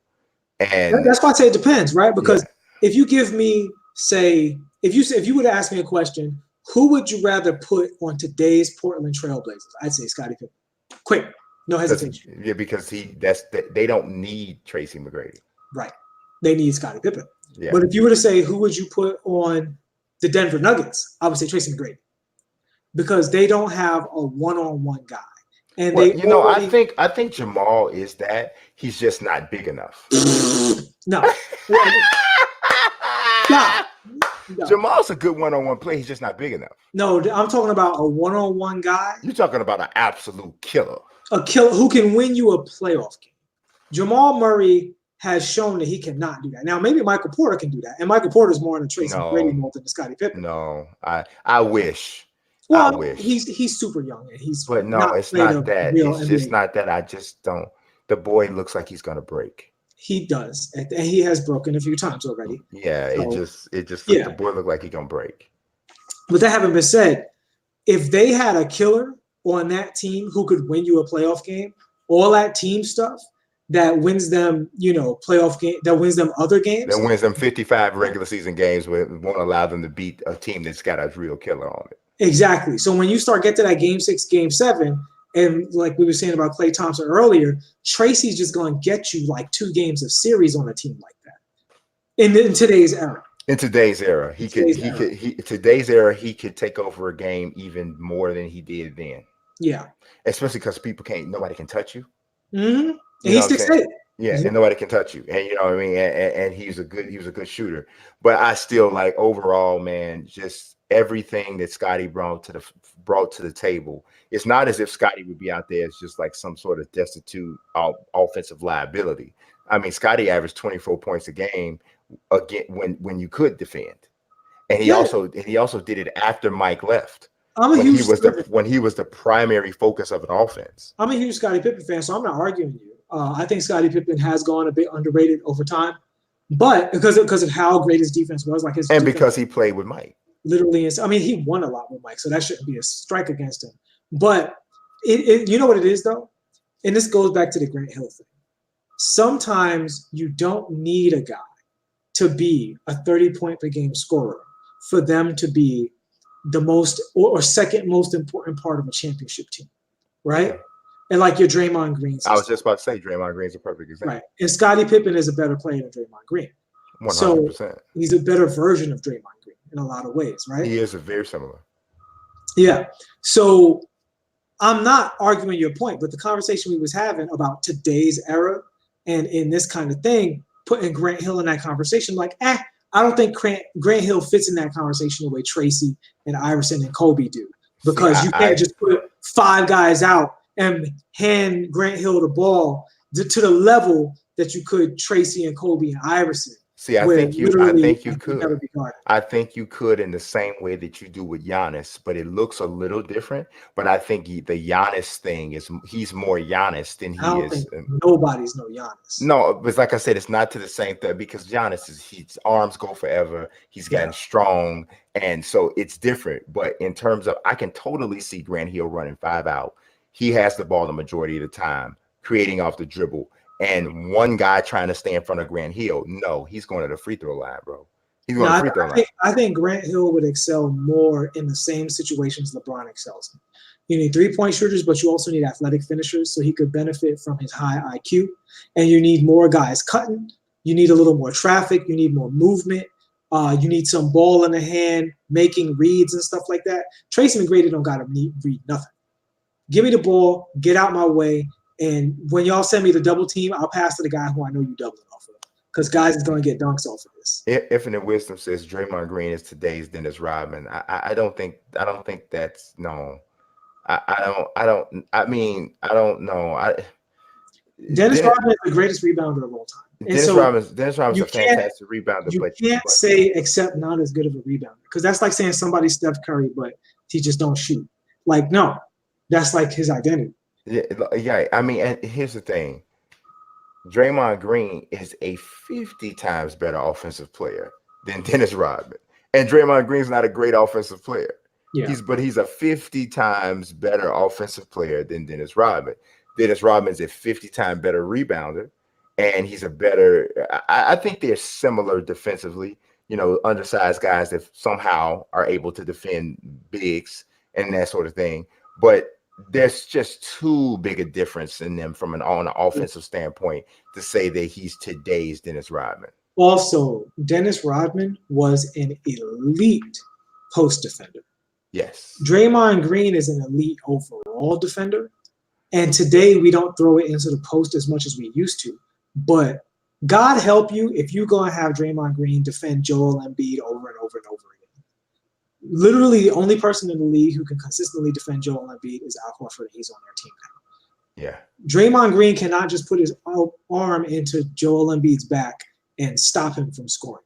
Dennis Rodman definitely could do that. Yeah, he might be able to. I mean, Joel Embiid had more moves than Shaq, so he has more moves than Shaq did. Not quite as strong, but I don't think the difference is that significant because Joel Embiid is a absolute ox. But I think the difference is pretty I mean, obviously Shaq's stronger. Shaq is like the strongest guy ever to play the game, probably in a post. But Joel Embiid is freakishly strong, and he's huge. So, but he has more moves, so it's a little bit of a different matchup there as well. But I don't know. I just think there's too big of a gap in certain areas to make that comparison. I agree. I think Scottie Pippen is a better comparison. Yeah, I think Scottie Pippen is better. I think Draymond Green's a less athletic Scottie Pippen. Yeah, the big difference is because Draymond doesn't have Scottie's ball handle, he's in the half court. Draymond isn't the playmaker that he is in like the full court, the way Scottie was. Right. Like Scottie could just literally run the triangle. Yeah. And do anything you would want a small forward to do. Whereas in a half court, you don't necessarily want Draymond handling the ball. His playmaking mostly comes off of making reads and movement and stuff. He grabs it off the glass and pushes. Yeah. And Scottie could do that, but he also could run the offense in the half court. Right. Like Scottie could bring the ball up the court, turn his back, and back down a smaller guy and run the offense from that place. Mm-hmm. With Michael Jordan on the floor. Mm-hmm, mm-hmm. You know what I mean? So I definitely see the Scottie. I see Scottie as a more Draymond Green's a less athletic Scottie Pippen. Yeah. I can see that more so than Dennis Rodman. I mean, I think maybe you might be looking at personality wise, and Draymond Green's this lightning rod, but that it's a part of his game. But yeah, no, I wouldn't say that. I wouldn't say that. That's just me. But M71408 says that Marc Gasol can guard Joel Embiid. I think from a pure strength standpoint, just holding ground, I think he probably can. Marc Gasol is big, strong. I think the Toronto Raptors can help Marc Gasol guard Joel Embiid, but Marc Gasol is not shutting him down one-on-one. Yeah, because if Joel Embiid starts to face up and put the ball on the floor, Marc Gasol's in some problems. No, it's literally just Al Horford. Like Al Horford goes to guard Joel Embiid, and it's a nightmare. And I almost think it's to the point that he was so good guarding him that they were like, we got to get him off. We got to get him out the way. Yeah. Because it almost don't make sense for no other reason. Like, of course, if Joel Embiid misses games, you stick Al Horford in that position. Philadelphia 76ers might still be the best team in the Eastern Conference, depending on how everybody else is playing. So it's still a good move either way. But I honestly think that they were seriously thinking, like, if you're in a situation where you can get the primary obstacle out of the way, you go ahead and do that. And I think that's what they did. Yeah, I mean, I think it makes sense because Al Horford has become such a unique talent. Because how many guys are plus 3-point shooters at 6'10", 6'9", elite level low post defenders, and have the IQ that he has? His skill set kind of crosses over 2-3 different archetypes. Yep. You know what I'm saying? So I do think that he fits with them because he's potentially the perfect style power forward to go alongside Joel Embiid because he doesn't need to be near the post to score. He's actually in a very effective floor stretcher along. And so if you got a floor stretcher like him on the floor with Ben and on the floor with Joel, you get some really different kind of stuff that they can do, and that team, I don't want to go too deep in the 76ers, but that team has to be the tallest team in NBA history as far as the starting five.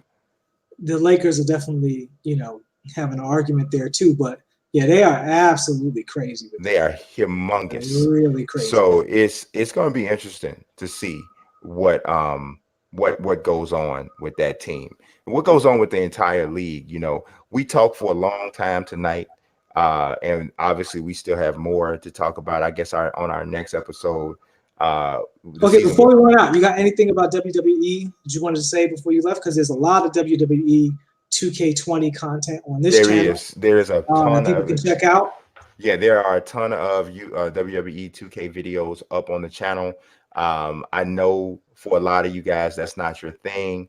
I'm going to be doing a review on my channel, but I'm also going to be doing a video called "What's the Difference Between 2K19 and 2K20" on the WWE side, and I'm going to put that one on this channel.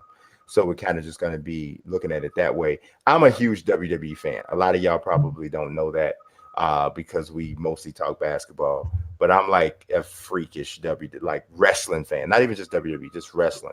What you think about Tyson Fury going to the WWE? Tyson Fury and Cain Velasquez. So I was in Vegas, Mhm. for SmackDown that day, and I was in Vegas for the Crown Jewel press conference. Mhm. Tyson Fury is horrible on the mic.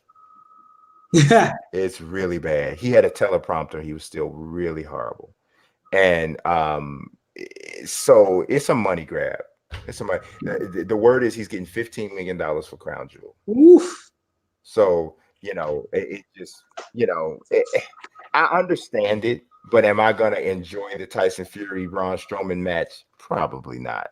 Mhm. Hopefully they book it in a way that it's interesting to watch. But here's the thing: I know that Tyson Fury is fighting Deontay Wilder on February 22nd, I think it is, provided Deontay Wilder beats Luis Ortiz again next month. So there's no way in the world Top Rank Boxing is going to allow the WWE to book Tyson Fury in a match that has any level of dangerous spots in it. So you know that the match is going to be booked really safely. So it's kind of like whatever, you know what I'm saying? Yeah, understand. So that's my only thing there. D Johnson says my thoughts on AEW. I really like what they're doing. They have destroyed NXT on Wednesday night in regards to the ratings.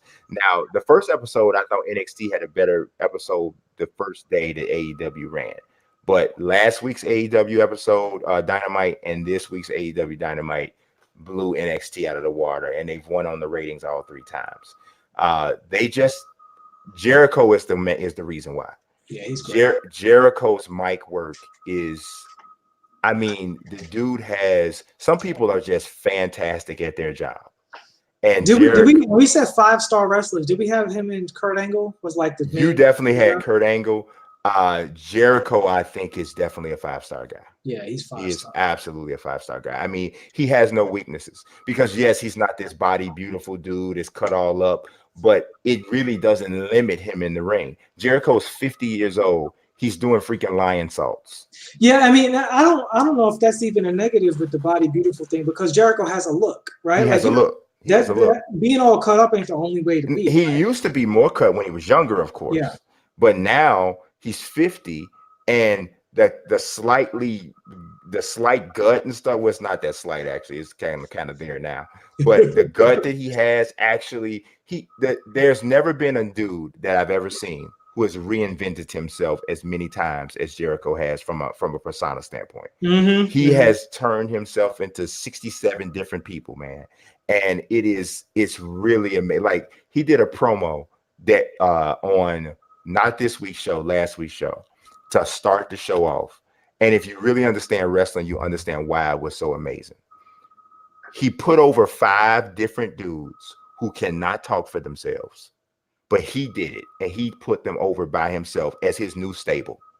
Not only did he do that, but he was prepared for the audience's heckling and their disruptive chants, and he had shut down comments for everything that would be said.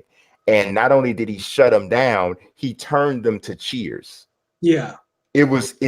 So Jack Swagger, who is Jack Hager, is part of AEW, and he's part of that new stable, right? It's called the Inner Circle. So Jack Swagger can't talk. Everybody knows he can't talk on the mic. He's just a big old strong athletic dude, right? So, but his thing with the WWE used to be "We the People," right? So anytime any fans see him from any place, they start yelling "We the People." What they started doing that. And Jericho says, "We the people suck. It always sucked, and it was a bad idea from bad creative. Don't say it anymore." Oh no! So he just shut. He simultaneously shut the chant down, said something entertaining, and took a shot at the WWE all at one with one comment. It was like the dude is a freaking genius. Like it's insane. Like I interviewed him on my wrestling channel about I don't know, maybe it was about 4 or 5 months ago now. And now he's an egomaniac. He is. He will tell you everything he invented. He, like, how I said Iverson was, no, that's not him. He's going to tell you every single thing he invented. He said Elimination Chamber, my idea. I created it. Ladder match, my idea. I created, because he really legitimately created all of these concepts. All of these theme matches, he created them. And he will tell you that he did. So sometimes that happens when you don't get credit for your stuff too, though. Yeah, I mean, but everybody kind of knows that, though. Like if you really love wrestling, you know that Chris Jericho created the ladder match. We know. I mean, Money in the Bank, not the ladder match. I bet you he meets a lot of people who don't know. I don't know hardcore wrestling fans that don't know that. You said hardcore wrestling fan. He meet a lot of people who ain't hardcore wrestling. Yeah, he do. He does. But the dude is a freak. The dude's a freak. To be a fat 50-year-old guy that can still do what he does athletically and on the mic and command attention and all the stuff he did, he's sick with it. He really is. He's sick with it. So, but yeah, so it's a bunch of WWE stuff on the WWE 2K20 stuff on the channel. So can you tell people at all if you liking the game, or they gotta wait for the review for that? They gotta wait to the review for that, because I'm not even supposed to say anything about it from a review standpoint until October 21st. Okay. Now tomorrow, though, I am posting the video of an unboxing of the SmackDown 20th anniversary collector's edition. Okay. So there will be that. That's on my channel, though. That's on the wrestling channel, the Wrestling with Mazik channel. So if you don't follow the Wrestling with Mazik channel, follow that. I have another 2 or 3 videos I think that are going to drop on this channel tomorrow. So hey, you guys, if you know anybody that likes wrestling, shoot it to them or whatever, and have them subscribe. I'm gonna let you guys in on the 24 people that's still here. We are on the hunt for 1,000 subscribers on this channel. Yes, that's what we want. That's what we need, right? If we are, I believe in being completely transparent.